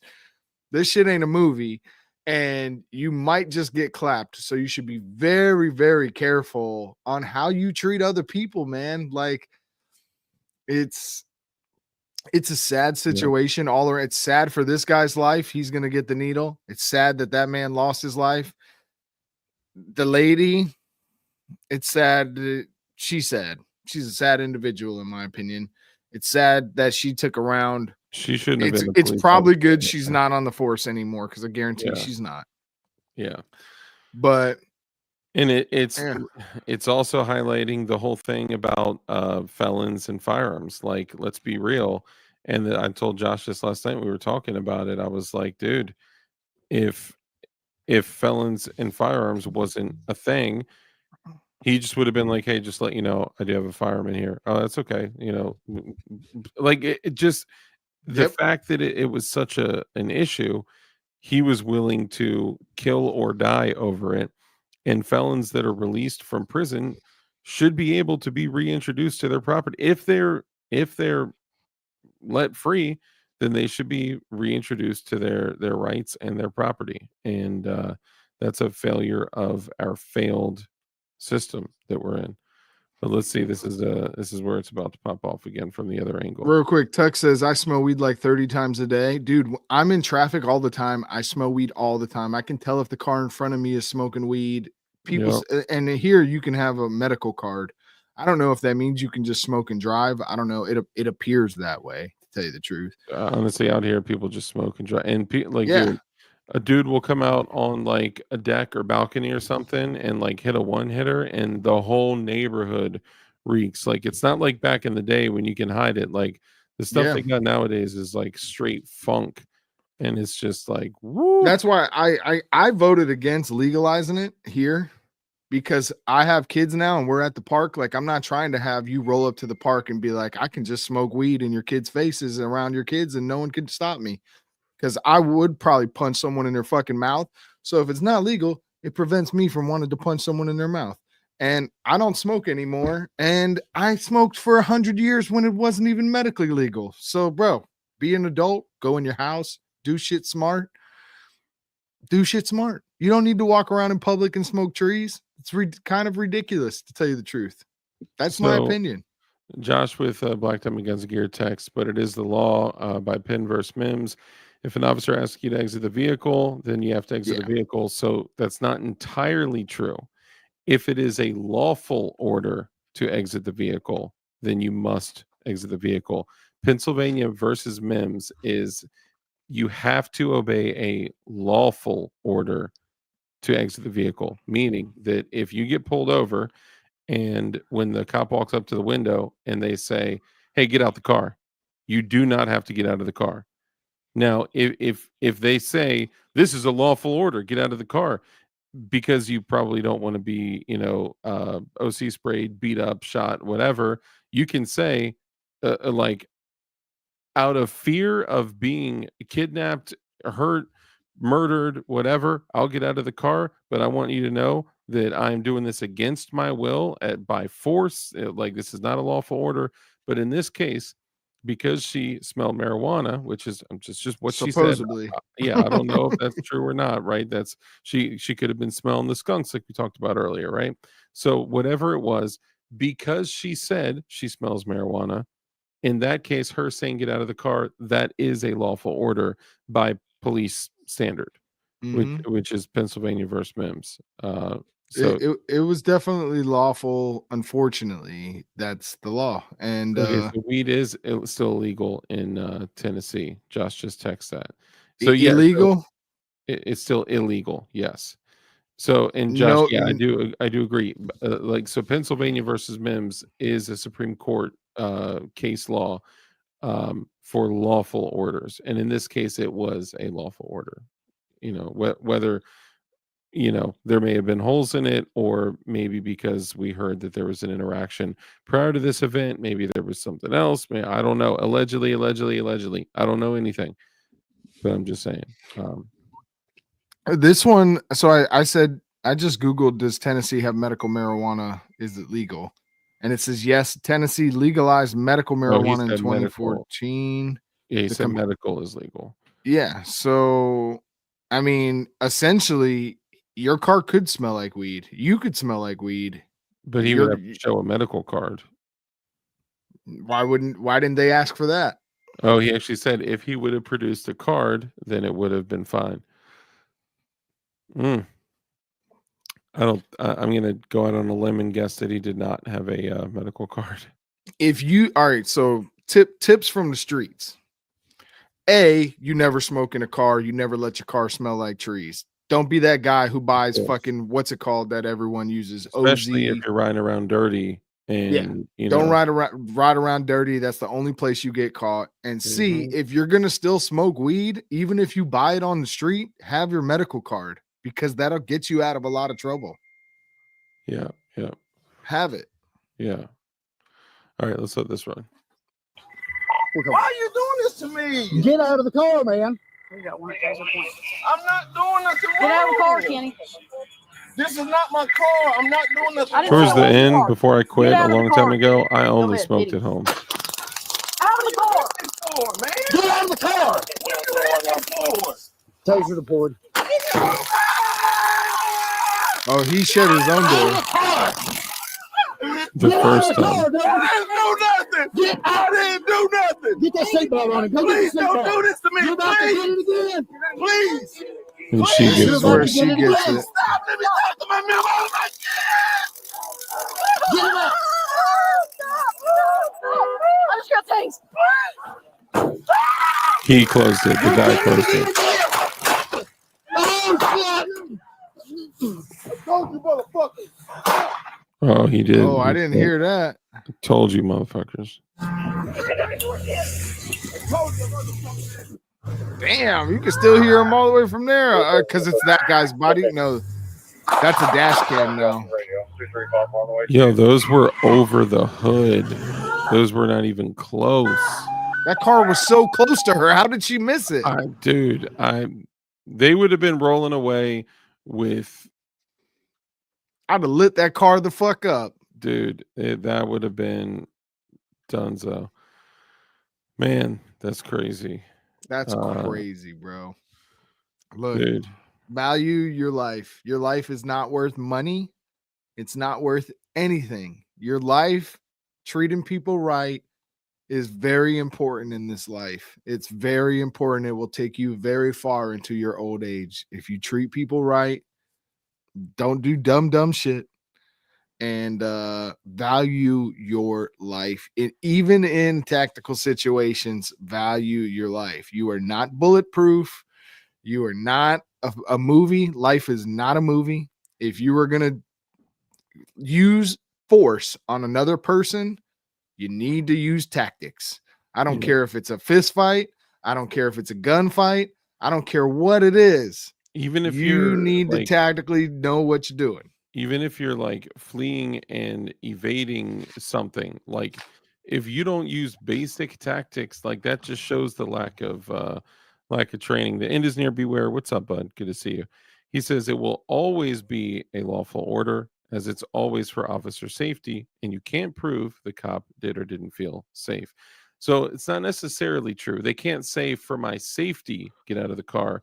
It has to be a lawful order of now. Suspecting someone of a crime. Yeah, to have a crime that you were suspected of specifically, or I mean, look, I'm not saying that there are not ways for them to get around this. There 100% are.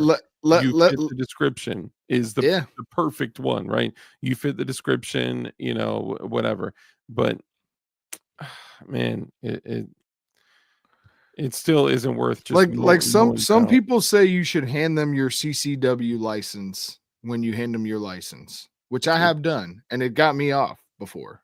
Yeah, they were like, "Yep, cool. Here's your stuff. We appreciate you. Have a good day." It also depends. Sometimes, some states you have to tell them, but it yeah, depends. but they're not allowed to be like, "Well, because you have a concealed weapons permit and you showed it to me, I need you to get out of the car for my safety." Now, if they sound like they're gonna do something if you don't, you probably should, because now you just caught some money in your pocket for a legal search and seizure. Like, knowing the laws, sometimes you can let the cops keep going and say, "I do not consent to this." Yeah, but I'm gonna get out, and you just got paid, and that's when I was a Tim kid, Harper and other people who do these audits. I think the audits are very important. I think that cops should be watching audits. They should learn sales tactics. They should learn gunfighting tactics. yeah. Like, Dude, when I was a kid, I was 21, had, you know, fresh permit. I was carrying a big old stupid Taurus and Taurus 917 with the 20 plus one, 22 plus one, whatever. Big old gun on my 3 o'clock. And I was wearing shorts and a t-shirt, and pulled up to a 7-Eleven in kind of a hot spot in an area that I used to live in. Now, there are certain areas usually that end with park or heights or something like that, where, you know, it's not the best area, okay, where cops are more vigilant. They look for bulges, they look for stuff like that.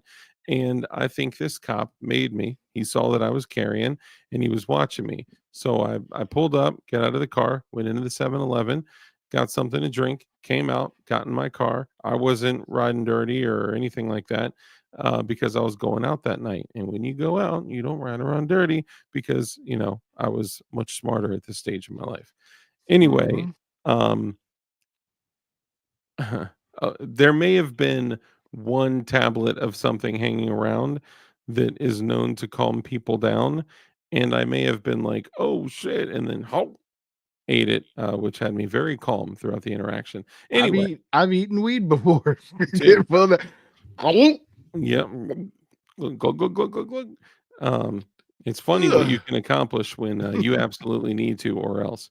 But anyway, I ended up getting pulled over. So when I left the 7-Eleven, I took a left, and then I went down the street. It's a 2-lane road, super small street, but it's in an area that, you know, there's drugs, gangs, stuff like that. The cop, as soon as I pulled out, he pulled out and he followed me past, you know, one street. I kept going. Second street, cross streets, kept going. Third street, whoop, he pulled the lights on me, and I knew I was getting pulled over. Had my seatbelt on and all that. Pulled over, stopped the car, rolled down, just like they told me in the concealed carry class. Rolled down all my windows, dome lights on, you know, hands at 10 and 2, right? always hands at 10 and 2, regardless. Yeah, you're gonna see my hands 100% the whole time, and it was at night. So the cop actually came to the passenger side, which I thought was interesting, but I didn't know there was also a rookie to my driver's side in my blind spot. He didn't announce himself. He didn't say anything. They shine that light on you, bro. You can't even see it sometimes. There wasn't even a light. I didn't see a light from that side at all. Now, I guess it could have the car light, because the car light was on me, but he could have had a secondary light on me, but I didn't tell, or I couldn't tell. So I'm talking to this guy at the passenger side, and he's like, license and registration.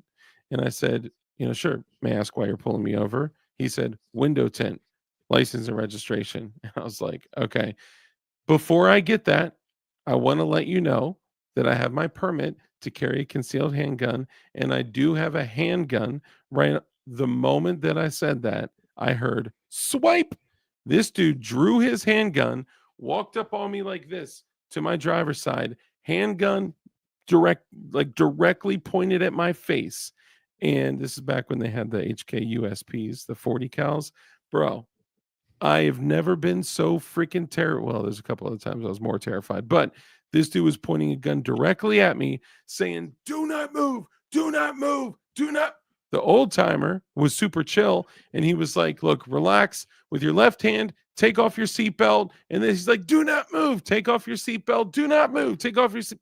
Dude, I was like, I am not going to move until homeboy over here puts his gun away. Like, clearly I'm not moving. I said, I got my permit. I'm not reaching for anything. Like, chill the fuck out.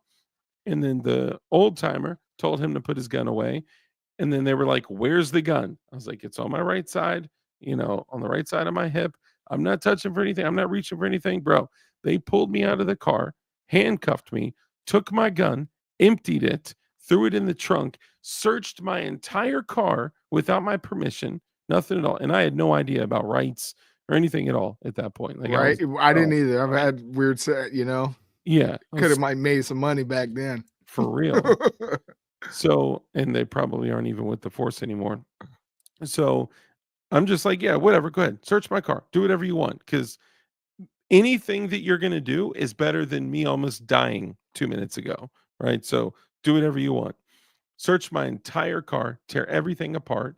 And then they finally leave my gun, 20 something loose bullets all over the place. And the dude literally like racked it like he was emptying a shotgun. What an He was idiot. like, I know. It's like, bro, you How could've been like- unsafe is that, you stupid motherfucker? Well, what I also found out later on is that Taurus PT917, the safety didn't work. You know how I learned that?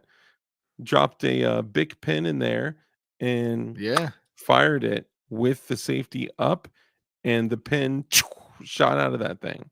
And I was like, yo, I've been carrying this cocked and locked for like ever, So yeah, I'll never carry that again. But I had no idea about my rights. I had no idea what I was allowed to do or not allowed to do. I just knew that I had a dude screaming with a gun in my face saying, "Don't move, don't move." He's like, "Move, don't move, move, take your seatbelt off."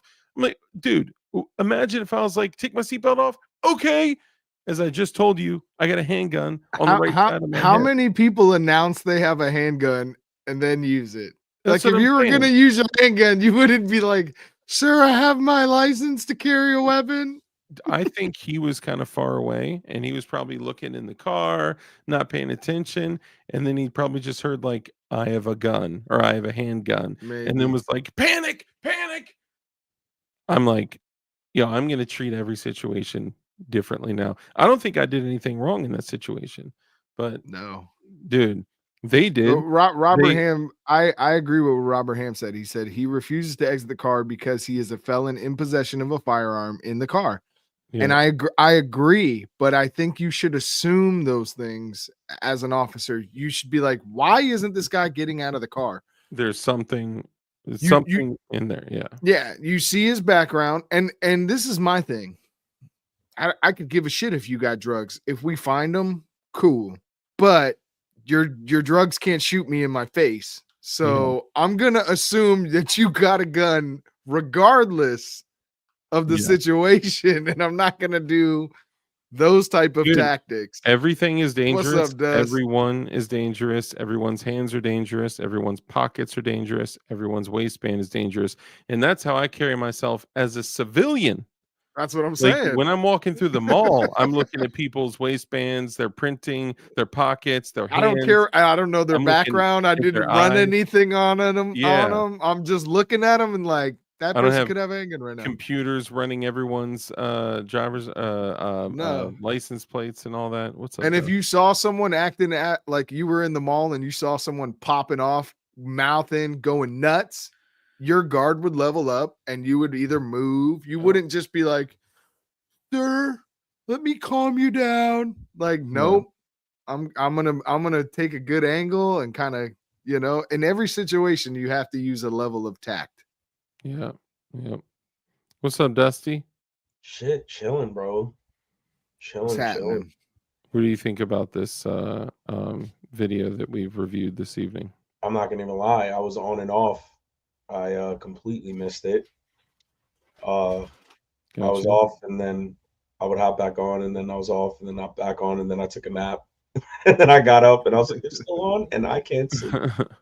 Yeah, it was a very interesting situation. A lot of tactical failures from the police. The dude obviously shot the two police, which is terrible. 2-1.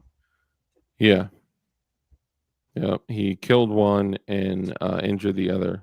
He shot the the woman in the leg, and when she pulled out her tourniquet, it looked like the first time she had ever seen a tourniquet out of the plastic. I'm sorry, but that was it. Watching it again, it wasn't as bad as I thought it was before, but it was still like, I need you to put this on for me. Didn't put it on correctly. I need you to tighten this for me. Sitting in the car, I need you to check on my partner. I need you, like, how about you do something? You know what that reminds me of? That reminds me of my wife. Like, pass me that, get that for me, grab that. Could you do that for me? Right when you sit down and get comfortable. Yes, the moment that your phone rings, like, can you get me something to drink? It's like, yo, like, really? I You was just have standing up like, talking for 5 minutes. they have like an internal alarm that's like, my husband is comfortable. The moment you get comfortable, it's Yep. like, hey, could you grab that for me? Like, dude, you're She wonders freaking why I like being comfortable. on live. Yeah. Yeah, right. Get less of that. It's just an escape. Sorry. It's just an escape. I'm just kidding. Because you've seen me be like, hold on, I'll be right back. Yeah. That is hilarious. That is hilarious. Yeah. So it's kind of a I feel a little ridiculous sometimes. Maybe a tad bit ridiculous. I just heard your story about the you getting pulled over and how they're like overreacting. Almost got a chest full of Winchester Rangers. This is back when they carried the Winchester Rangers, dude. And I'm honestly, dude, I'm always so kind to police. I always talk to them. I'm always cool with them, kind with them. Like my daughter will go up and say, thank you for keeping us safe and all that. But we also have our private talks about law enforcement as well, and that she has natural rights that are given to her by her God, and that are supposed to be guaranteed to her by our Constitution. And our Constitution, she also has a beautiful little coloring book that's a kid's constitutional coloring book. Shout out to Sick. Flying Rich for getting that, by the way. I need to get one of those. Dude, it's really cool. I just at the time she got it, she wasn't totally ready for it, like psychologically. But I agree with Lightning Scott. What's that? The just comply and then lawyer up. Pretty simple. In most cases, in most cases, I agree. A lot of cases. All right, so I have like a weird stance on the whole situation with dealing with like cops, right? So we've all had, not just gonna say me, we've all had bad experiences. When I was younger, I used to be lippy. When I say younger, I mean like under 18. Like I used to be lippy, and man, it's never gotten me anywhere. Talk shit and try to push the boundaries and. Oh yeah, it's never gotten me anywhere. And as I got older, I kind of smoothened it out, like, worked out the kinks after you get hands put on you a few times. It's never really worked out well for me. I'm gonna change up the tactic. Get beat up while you're wearing handcuffs. Oh yeah, that shit sucks. Nice. Get put in handcuffs, get your ass whooped, and then they take the handcuffs until you get out of here. Mm-hmm. Which I've also what's up with that shit? I'm like, I'm cool with that. You know what I'm saying? You let me go. I probably should have, I would rather have that than I did taking dirt. a ride. You did dirt. Me too. Put the dirt out. I get to go home. No court date. But I'm certainly not going to tell anyone. Yeah. It's like, we just leave it at that. Nah, but I watched tons and tons of videos, right? Mm-hmm. And with the people with the whole, I have my rights. I know my rights. I have rights, and it's just like, all right, I get it. This is true. You may know your rights. Yes, you have rights, but you got to understand the backseat tune up. Yep. You got to understand that at that very moment, I'm sorry, and people could disagree with me, your rights are null and void. Yeah. They have you. Yep. No one else is coming to save you. No one's coming to stop the absolute current situation. And that's just how I see it, right? You get the people who get pulled over and they're like, roll down your window. And they got their window cracked like that. And they're passing all their information. The cops like, roll down your window. Roll down your window. Roll down your window. It's almost self-induced. I'm not saying it's right, but it's almost self-induced. It's like, yo, man, you're pissing this cop off, right? And what would it turn into a ticket or probably let you go or a ticket or whatever the case is, which you could fight later. Now you got your window smashed out. You're pissed. They're yanking you out. You're trying to get them off of you. Now you're resisting, and it turns into a whole situation. It turns into a whole situation that in the beginning, if you would have just rolled down the window and gave it to him, even if you were 100% right and they're 100% wrong, you can get your get back later. This is chess, not checkers. You're not going to outpower that cop at that moment in time. There's moments people do, and I see those videos and I'm like, damn, they schooled. Well, and a lot of times it's just them informing the officers that are like, "Oh man, I didn't know that was real," you know, like. No, fair enough. But not always, and a lot of times people misunderstand certain things, like this guy not knowing that even though a lot of people disagree with the whole "I smell weed, get out," that was technically a lawful order for him to exit the vehicle, which ended up causing an entire shootout, someone dying, and now a guy with 5 kids is going to be killed by the state, and a whole bunch of terrible stuff. But even though most of us know that the whole "I smell weed" thing could be BS, whether it was or was not that night. Yeah, dude, I have literally been in a vehicle that I know with certainty there was absolutely no weed in, possibly ever, and they were like, "You boys smoking? Huh? Smoking? What you been drinking?" Like, what? Like, dude, it's my lunch break. Bro, I'll tell you a story real quick. So I was like 19 or 20. Talking about right? I was 19 or 20. We went out real quick. Vanessa Kitty, the car was originally stopped because he was swerving into he was allegedly swerving into the other lane of oncoming traffic, and she said he was driving unsafely and failing to maintain a lane. Sorry. He crossed the line a little bit, but it wasn't like he was driving on the wrong side of the road the way that she said it. So did she. But so when I was 19 or 20, and all the homies, we were like, yo, let's head out over by the college and go to these college bars, right? And I was like, obviously we were going, right? So we rode out like 4 or 5 deep.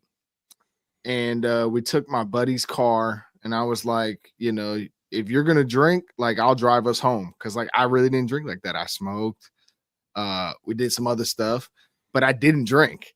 And I think I might have had like 1 beer, right? So I was good. Like, I was good. It's probably doing stupid kid shit. But so we're driving back home, taking the back roads back to our side of town, which is like 45 minutes through back roads at night, late. So the cops sit around these type of roads.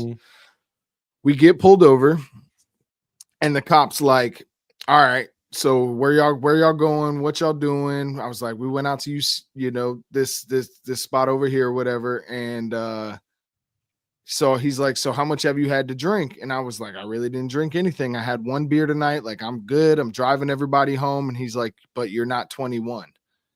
And so I was like, no, like, that was hours and hours ago. Like, I will blow in the breathalyzer for you to prove that I did not drink like that.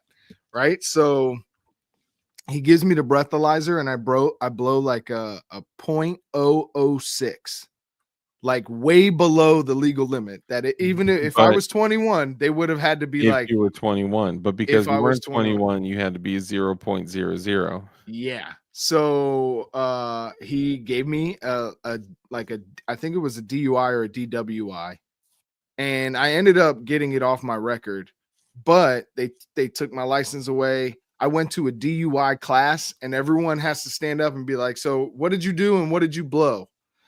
And then when I said my shit, they were like, "What are you doing in here?" I was like, "I don't know what I'm doing in here with y'all drunk motherfuckers." I was like, "This is costing me so much money."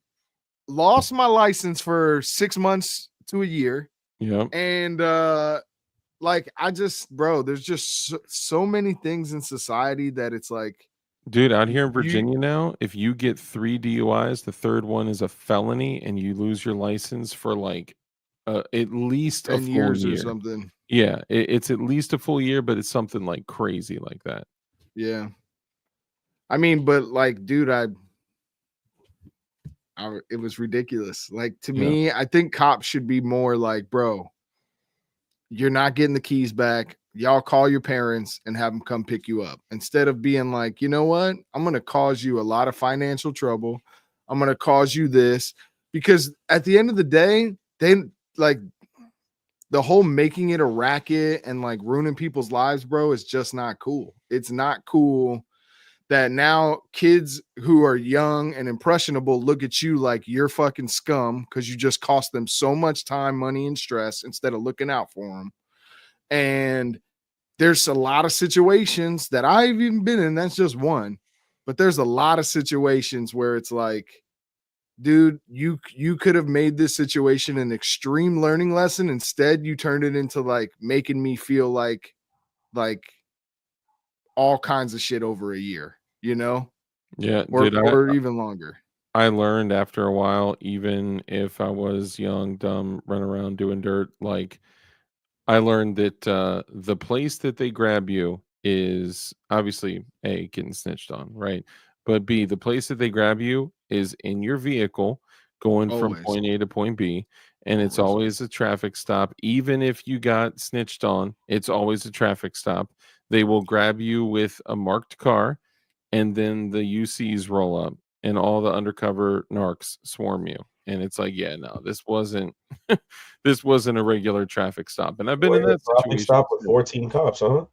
Yeah, right. Oh, my Jeez. window tint, and that's why I'm out here getting searched. I will say though, the dude that arrested me when I did get a more serious charge, and they also charged me with possession of an illegal weapon. You know what it was? Pepper spray. A butterfly knife. Oh, dude, my lawyer got that thrown out so fast. It was crazy. It was crazy. Nice. like, bro, you serious? This can't be real. Well, I was dumb, and it was a big old one of the like 6-inch blade butterfly knives, like one of the massive ones. And I had, this was before Kydex. It was a plastic like belt buckle thing that you snap onto your belt. You can't like pull it off unless you undo your belt and like slide it off your belt. So it was on there, and when I got pulled over, I was like, oh, it's like right at like my 12 o'clock. It's like right at my crotch, because I thought butterfly knives were so cool. I could spin them, do all the crazy stuff. Yeah, it was not cool because they charged me with effectively, it would have been the same charge as like a sawed-off shotgun. It wasn't like, possession of a concealed weapon. I think it was actually possession of an illegal weapon or something crazy like that. And my lawyer, bro, he like played golf with all the judges. He was like their besties. He went up there, no clipboard, no computer, no nothing, no legal pad. He went up and put his hands on the podium. He was like, okay, look, first off, for work, my client does X, Y, and Z, and he works with carpet. He carries a knife on him all day for carpet. Granted, his choice of a knife was not the best. However, I would just recommend that be null processed. He was like, okay, null processed, charge dismissed. But I was like, oh, this is going good. And then luckily, I got the possession with the intent to distribute reduced down to possession, which, the crazy thing though, bro. So all these people's weed charges in Virginia are just poof, dropped. Everyone I know that had weed charges, all gone, because weed is now decriminalized in Virginia. Because I took a plea deal and I pled down to a lesser charge, I pled down to a controlled charge relative to control. I probably shouldn't give too much information out because probably not. Yeah. But either way, because it had to do with something controlled it wasn't just weed anymore. Yeah, So it's always a problem. all of my boys are all like, bro, all my weed charges are gone, dog. Like, I'm a free man. And I'm like, what? Let me look it up. And I'm like, oh no. This is not good. I mean, it's whatever. It was so long ago. And it's not like, Yeah. That it's fine. situation was almost 20 years ago, the one that I just told. So Yeah, mine was in that same ballpark. But yeah, I've had a lot of bad negative interactions with the police. Yeah, I mean, I definitely think that hopefully, you know, like my kids are really young, but like I feel like it's important to share stories like that with your kids when they get to a certain age. Yeah, well, Like, once there's a certain maturity level. yeah, for they need to know that you're not just saying stuff. You know what I mean? That you've lived this. I need to figure out the right time to be able to tell my daughter that about my substance abuse issues, right? And like what age is appropriate for that? Like, I guess early teen years, right? Like I don't know. The So is moment she at a level of understanding now? not to that degree. Okay. It's I mean, drugs really haven't even ever been a topic, so it isn't Has she seen drug addicts? Not I'll be right back. No, not like that. I mean, she's seen like, homeless people and Has she seen drug addicts to a point where she's like, Daddy, what's wrong with them? Not like that, no. If she hasn't, I personally, I would, my opinion, I would say hold off. Yeah, I don't think I did forever, obviously, but I would wait till that conversation kind of comes up. I'm pretty sure there'll be a certain time. Yeah, like I think when at our younger years, it was like, oh, that's the pipe head from down the way. Like that's just like the and maybe not at like 8 where she's at, right? But like it was just that was the thing. There's some people that they're off their rocker on drugs, and that's I don't know. Maybe it's definitely not anywhere near the time right now to tell her, but That's yeah, man. That's a tough one. If she's not exposed to it, and like I guess the easier way, like if she got exposed to it and then she came and asked you, and then she opened the door, and you're like, since we're here, yeah. Like that's a lifestyle you don't want to get into. But yeah, I think I don't know, man. Those are it's wild. Having kids are wild. it is, dude. It's crazy. Yeah. I because thinking about you're this. pouring into the, like, it's like you're the pitcher and they're the cup, and you're just constantly pouring. But it's like, when do you pour, or how much do you pour, if it makes any sense, Yeah. So sure. I think it's interesting thinking about like this situation where the other perspective of this guy that fired on police, some folks are like, dude, he was just defending himself, and I get that perspective because in some sense, there are some people that are like, hey, if I'm out just driving and I, get pulled over, I'll fight it. I'm not going to fight it right there in the street, right? I'll fight it in the court. And some people are like, hey, you know what? If it pops off, then it's popping off. But like, I've thought I've talked to people when it comes to like burglars in uniform coming to your home to knock down the door unlawfully, and if your home is under assault by burglars that happen to be wearing uniforms, is it a righteous act to dispatch those uniformed burglars? And I'm like, woo, man. Very situational. Yeah, I mean, that's and if a decision like that is made to dispatch anything in your home, you have to be 150% committed. There's no, oh, I did that one. Yeah. Let stop. Like at that point, it's like, yo, ain't nothing gonna change, dog. You're not.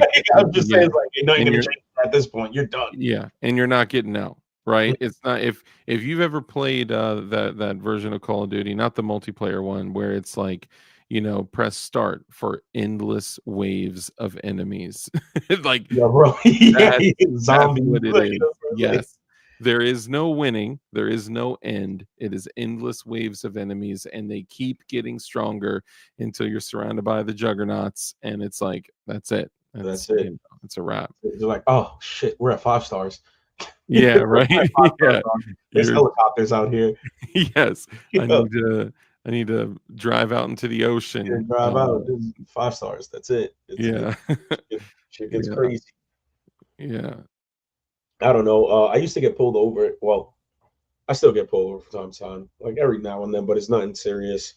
I used to always get pulled over for my window tint. Man. Yo, they used to hit me with the last time I got pulled over a window tint, I had it posted. It was funny. I had it posted on YouTube and I took it down because I thought it was pretty funny, but I was like, let me stop. Cop comes up and is like, your tints are pretty dark. And I'm like, really? And he's like, yeah. I couldn't see through. I was like, oh man, I didn't, never paid much attention to him. And he's like, all right, you have any firearms in a car? And I just came from the range. I looked at him, I was like, being honest with you, everywhere.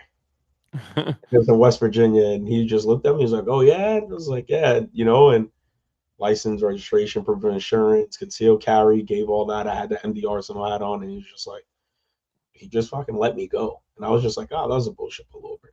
But usually at one point in my life, it happened so much that created a solution.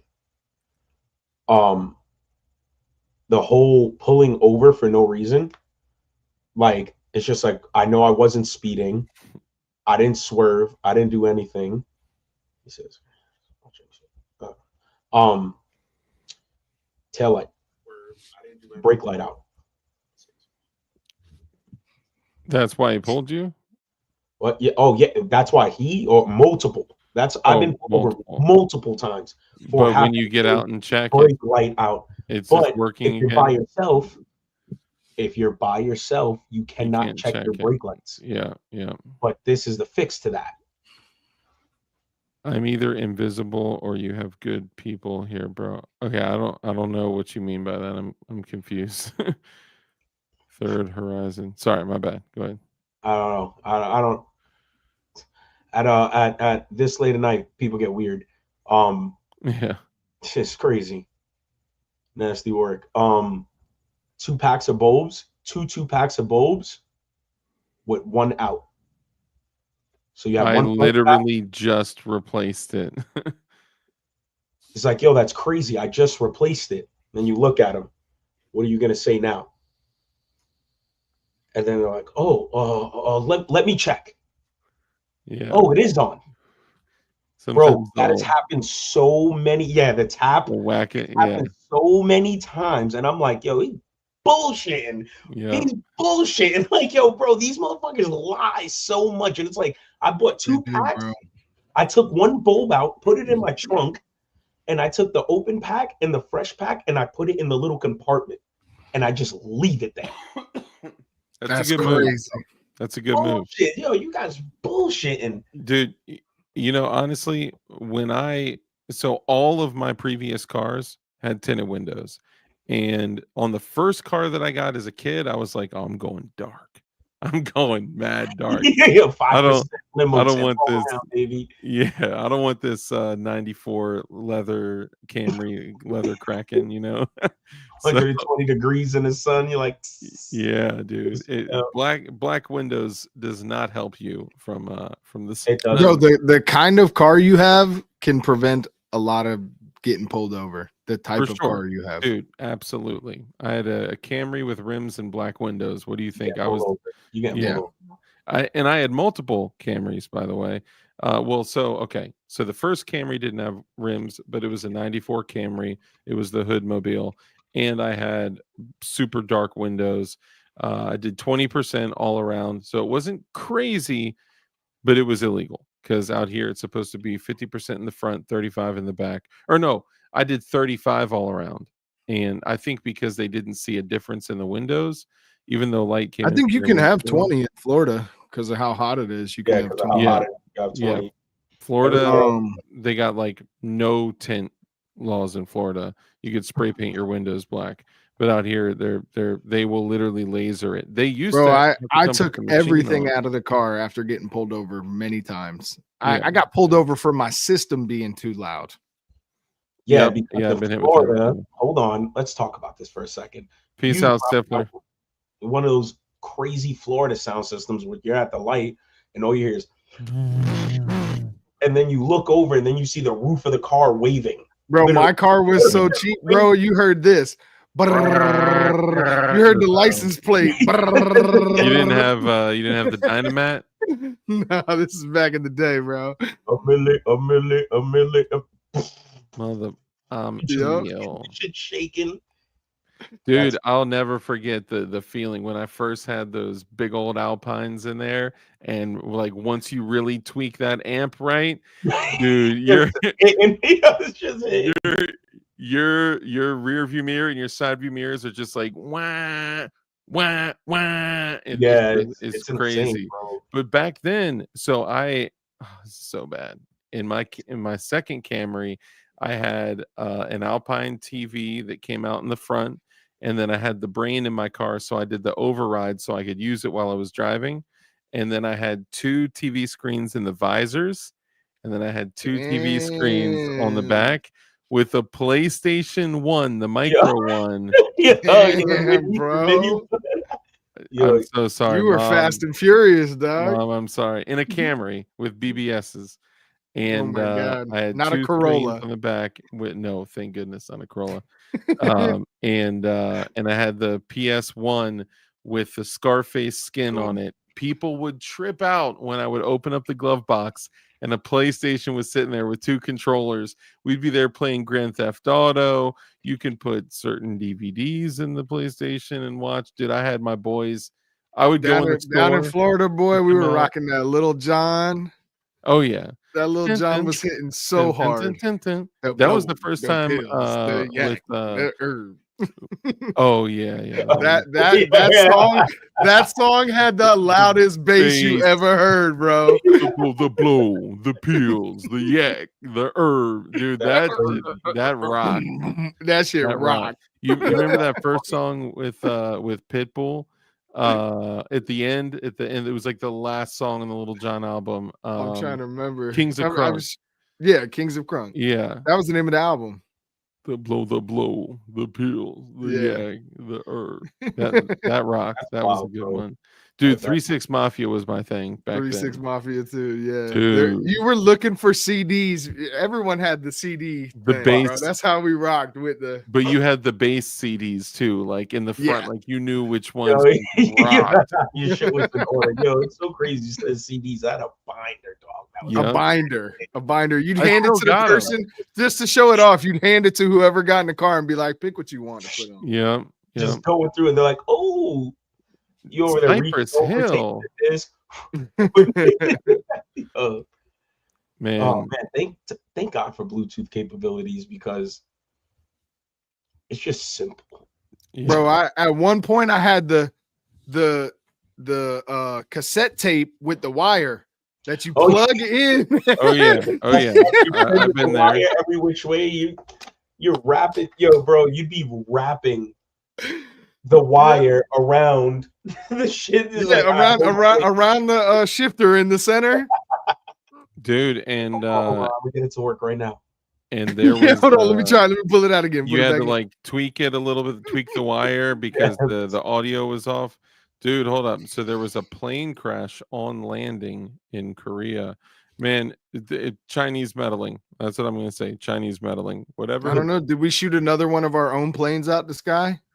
Probably. Who knows? Speaking of Korea, so I don't know if I talked about this with you guys. I don't think I did. But the Koreans helping the Russians. I guess And They this got is- cell phones and found porn sites, and then Yeah! I heard.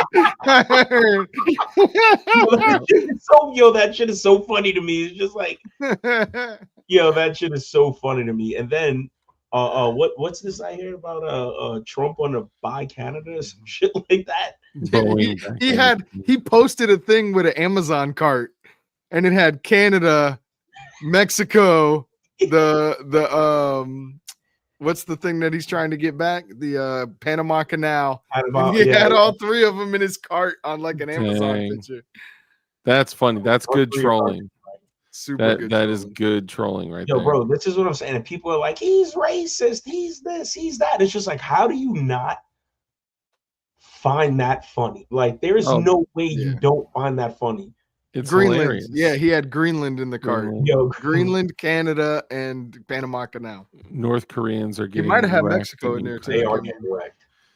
Dude, that man, if people don't believe that this war is going to touch us, pause. I'm not talking about the hundreds and hundreds of billions of dollars. Okay. Mm-hmm. We have our countrymen stationed there, fighting there. It's a quiet war, right?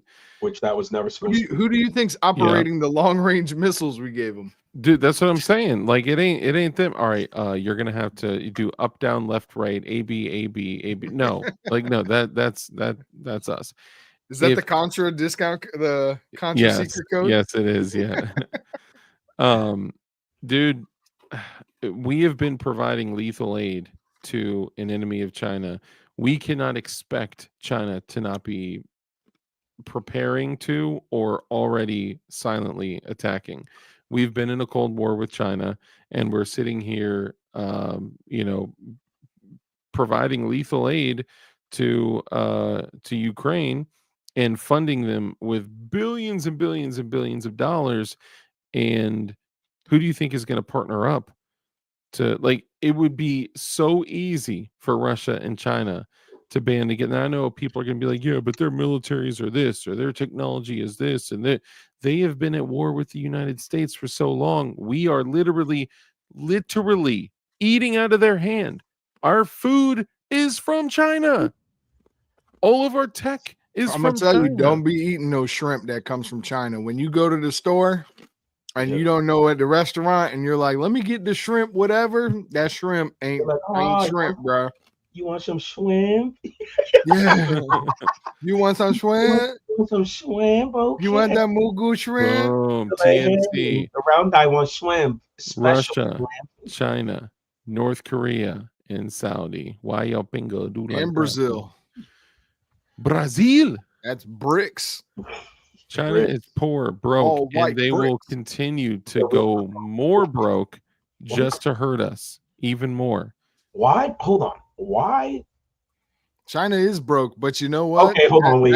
That's when people become dangerous. Hold on, wait. How do you know China's broke? Because they don't have enough food to feed their people. They've been. I mean, they're not like. I don't know how broke they are, bro. First of all, whatever information comes out of China is highly unreliable. That's what I'm saying. You're still cleaning your ears, bro. You gotta be careful with that, man. Well, bro, when I got your voice like rattling everything in there, so it loosens He's it up. like, I'm just getting it out now. And I'm like, thanks for loosening it up, It's the sweatiness of the earbuds in there that makes you feel like you gotta clean it. Just be careful with that. Crab flavored carp. Oh, bro. Yeah, crab flavored carp. Dude. Yo, I just don't believe China's broke. I mean, they're not broke, but when look at the United States and how we operate. Okay. We're not operating off of money either. We're not. Are we not broke? We're dead broke. I was gonna say, how is everybody broke? He said RDR is broken. The money does I'm not making sure exist. they ain't get nothing in there. Yeah. While I was sleeping, dog. The money does not exist in real life, period. There is no transfer of funds. There's transfer of electronic digits. But that's why I'm saying, can I get rich? Because we're just moving digits, right? Like it's not real money. Like, come on. You got to know a guy. But they've upped their game. China has upped their game. They are constantly making military advancements. And even though a lot of them are stupid and a lot of them are still Chinesium garbage, I still would not want to go up against like a one-on-one. I mean, yes, A military, one-on-one?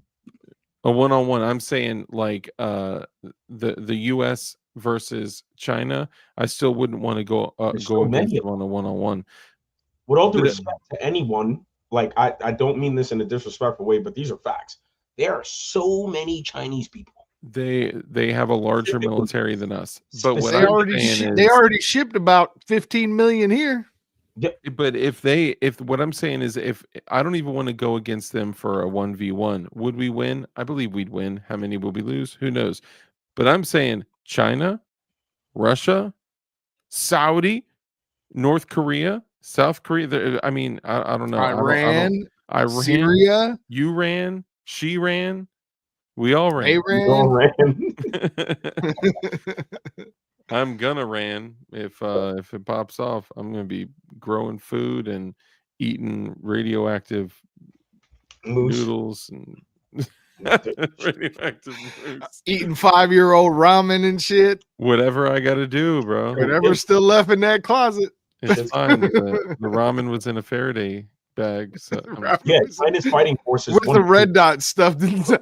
Robert Ham said China's fighting force is 1 billion. China was the first country ever to have a military of 1 million. Like they are so many. And like I said, I don't mean this in a racist way. People have to. I'm not racist. There are Chinese people in every country in the world. Sure. Yeah. In the world. They got their own place called Chinatown in some of these everywhere in the U.S. Every state. It ain't called the U.S. town. They are Chinatown. They are the most homogenous species. Absolutely. I don't mean like, and that's a play in itself. They come here off as sponsors. They come here off as sponsors, and sponsors are like, hey, we'll move you to America. All right, we'll buy you a house. We'll give you the money. We'll give you money. You do what you want. But this is what's going to happen when your kids are going to go to school. And what we want out of that, like outside of paying us back, you're going to pay us back by keeping business open with us. And that's a fact. And Lord knows they got enough homes purchased, and they're all around military installations as well. This is a fact. This is why when one Chinese and I'm not talking out of my ass, I've heard this. I physically heard this. I was like 14 when I heard this, and I was just like, "Yo, are you serious?" And they're like, "Yeah." And I watched them take over a whole neighborhood in Brooklyn in a matter of over the Italian neighborhood. Well, Little Italy, where that used to be, is now Chinatown. You go to Chinatown, they still got the Italian flag things that were on the ground. I'm like, hold on, bro. Hold on. How did y'all get all this from us? Used to be Little Italy. It did.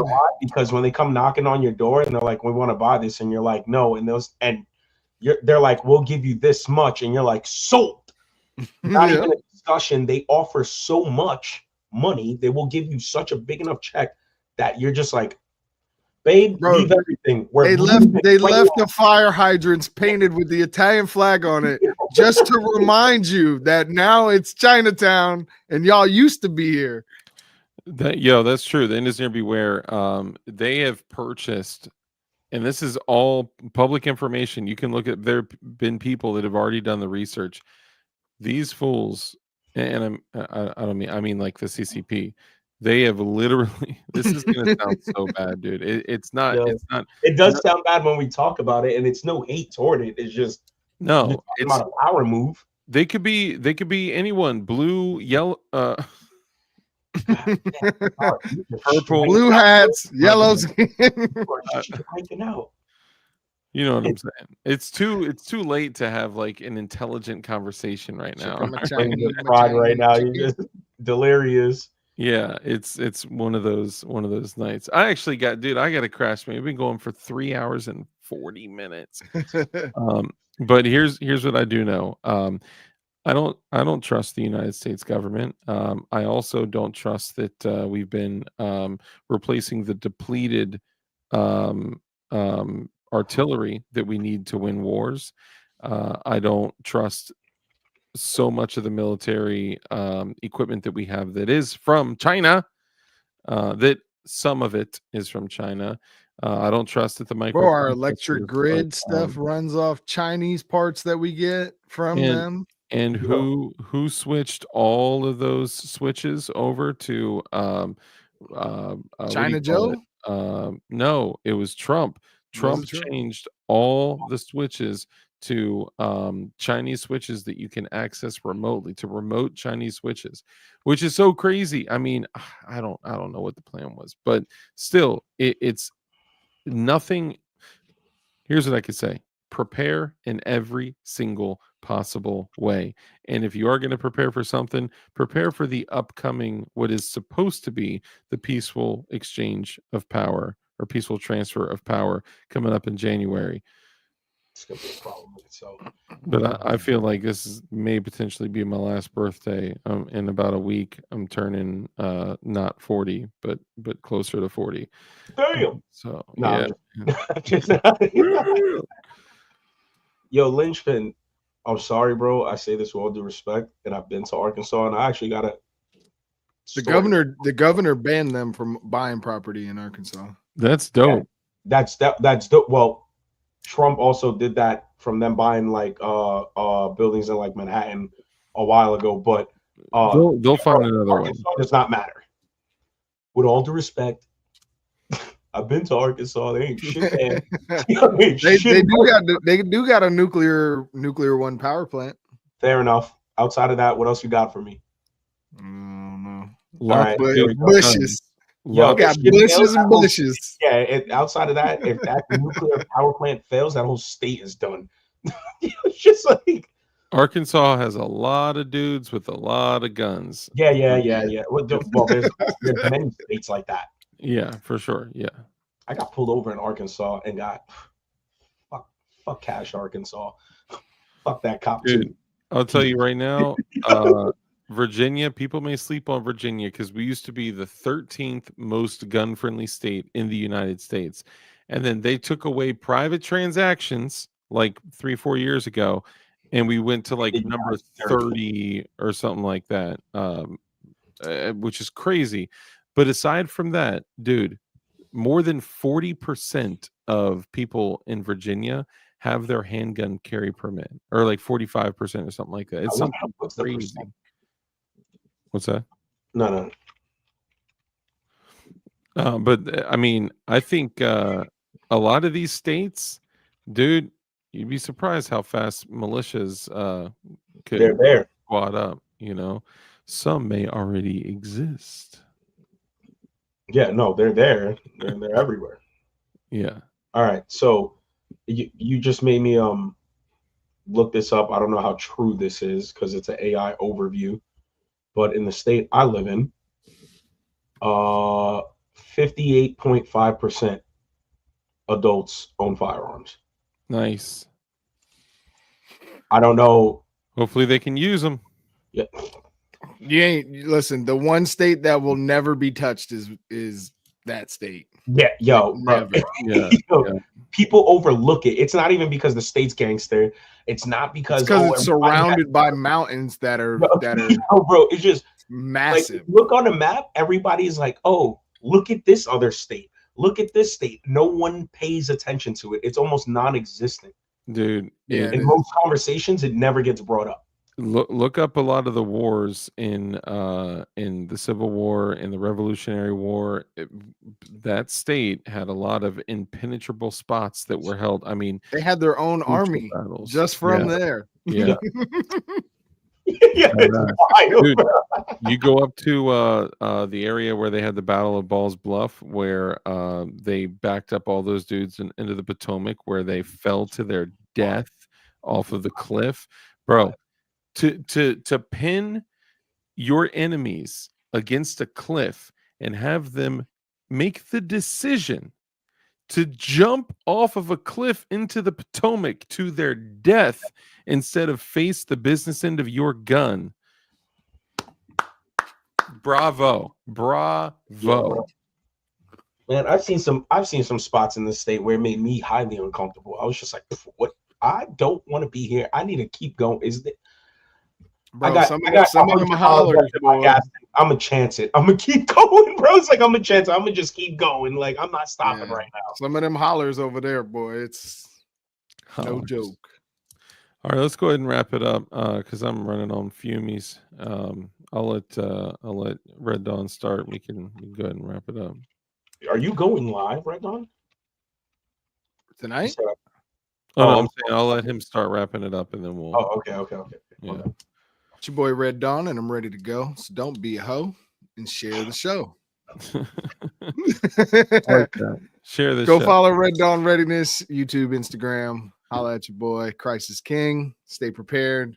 Use tactics. Care about your partners. Your life is not worth a couple extra bucks ever. Or a promotion. That's big shit. Bars. All right, Dusty. Lay it on them. Guys, have a good night. Stuff's from Tactical Turkeys. Have a good night. I'm gonna keep it simple, you know. Go show some love. Subscribe to all their stuff, the Tactical Turkeys, Red Dawn Readiness. Track them down on the Instagrams and the Twitters and all that stuff. And look, I'm gonna address the elephant in the phone booth.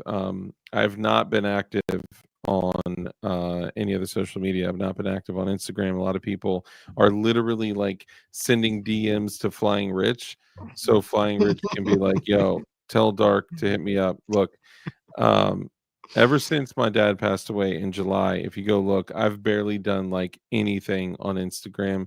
And it's not like anything like directly correlating to like when my dad passed away, but it's just like, I don't know. I still kind of been a little bit of a funk. And the only thing I've been doing is doing live streams on YouTube. I've been doing some, content like shorts and things like that too. I got another short dropping tomorrow. If you haven't seen the short that I just dropped, on YouTube, go check it out. It's us shooting a crazy Henry tactical lever action suppressed. The thing is nuts. But I also got the next video coming out tomorrow is the SLR lunchbox PDW. Tiny little 5.5-inch PDW, all SLR'd out, gold and craziness.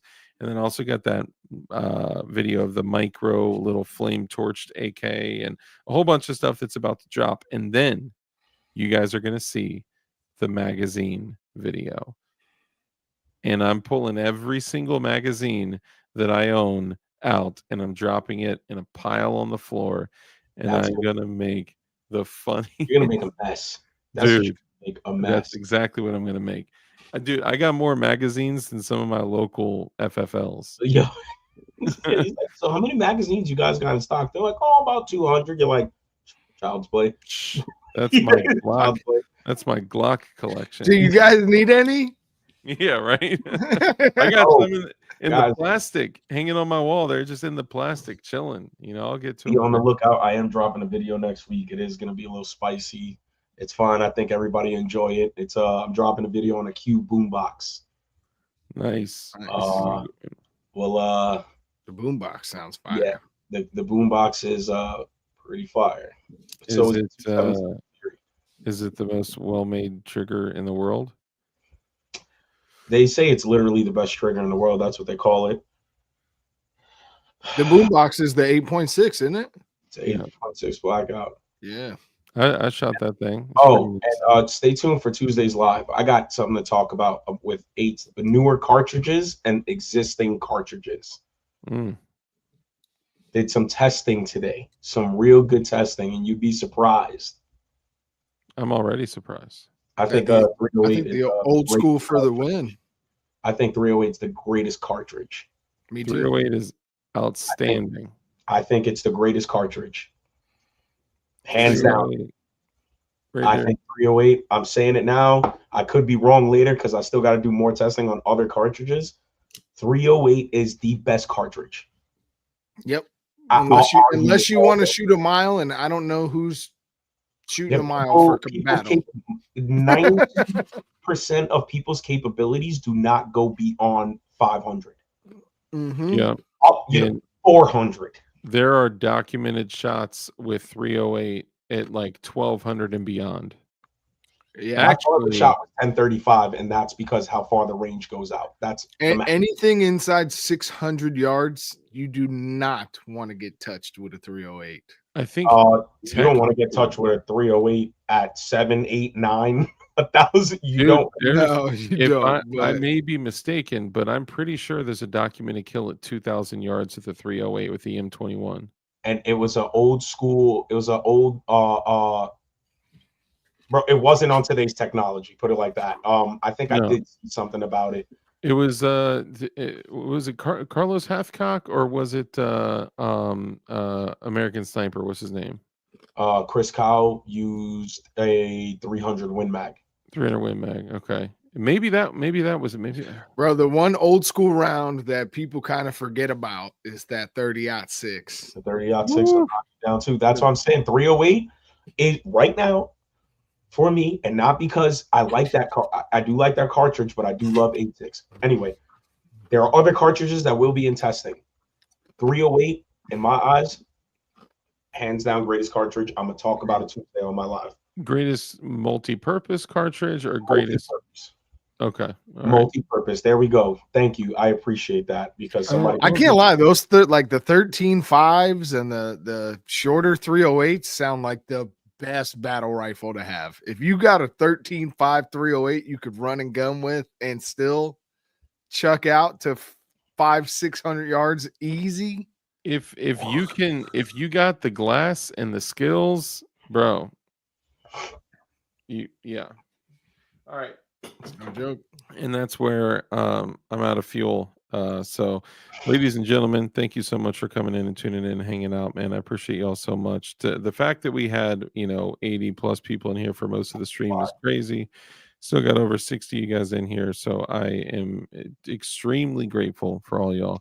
Who knows if after this stream it may be restricted to individuals of particular ages. We'll see. But I just want to share gratitude for all you guys coming in and hanging out, man. It means a lot for real. So thank you. I wipe my own ass. I wipe my own ass. Somebody's got to use that in the video. But I wipe my ass. Like, oh. That would be good. We should to do it. My like butt's been wiped. My butt's been wiped. Oh, to bring those two together. Those two together. Yes. It's like they treat us like children. We're adults, but I wipe my own ass. My butt's been wiped. Oh man, but thank you all. Remember, guys, I tell y'all every time we close the show, things are crazy, right? We're living in crazy times, so it's important that you guys take the time to get right with your family, get right with God. Christ is King. And I'd encourage every single one of you guys to, if there's an issue, if there's something that's lingering, if there's a loved one that you're just not vibing with, let all that go and remind them that you love them, that you care for them. I just got another call the other day that another one of my childhood friends just passed away. Sorry to hear that, bro. That's rough. Appreciate that, man. It's just almost constant, and I had gotten word too late, so I missed the funeral. I missed the celebration of life afterwards. I miss the whole thing. So he's just gone forever. And the last interaction I had with him was the last interaction I had with him, and that's it. So don't let anything stand between you getting peace and sharing love with people that you care about. Especially not ego or pride. Whether it's a family member, brother, sister, cousin, friend, whatever it is, that whatever that issue is not as important as peace. For the rest of your time on this planet. And then, of course, your eternal life beyond this planet. But during this time we're in a culture war, it's your responsibility to be a culture warrior and for us to keep doing these things, do live streams, do videos, get the word out there. And we got to fight, right? And some of the ways I like to do that is share rules with you guys at the end of every show. Rule number 1 is to be kind. It's so important that we're kind in everything that we do. That brief interaction that you have with somebody else could have a massive impact on their life. So just be kind. Rule number 2 is to live a life of care, compassion, contribution, give to others. When you bless others, you become blessed, because a hand that's open to give is open to receive. Rule number 3, because we know the only way for us to defeat evil is with good men skilled in violence, make sure that you're becoming as highly skilled in violence as you possibly can be. And be safe, be dangerous, and keep that thing on you. But also, like, train with that thing, use appropriate tactics with that thing. Don't let your partner bleed out on the side of the road. Y'all know what I'm saying. Anyway, love y'all. Take it easy. Peace.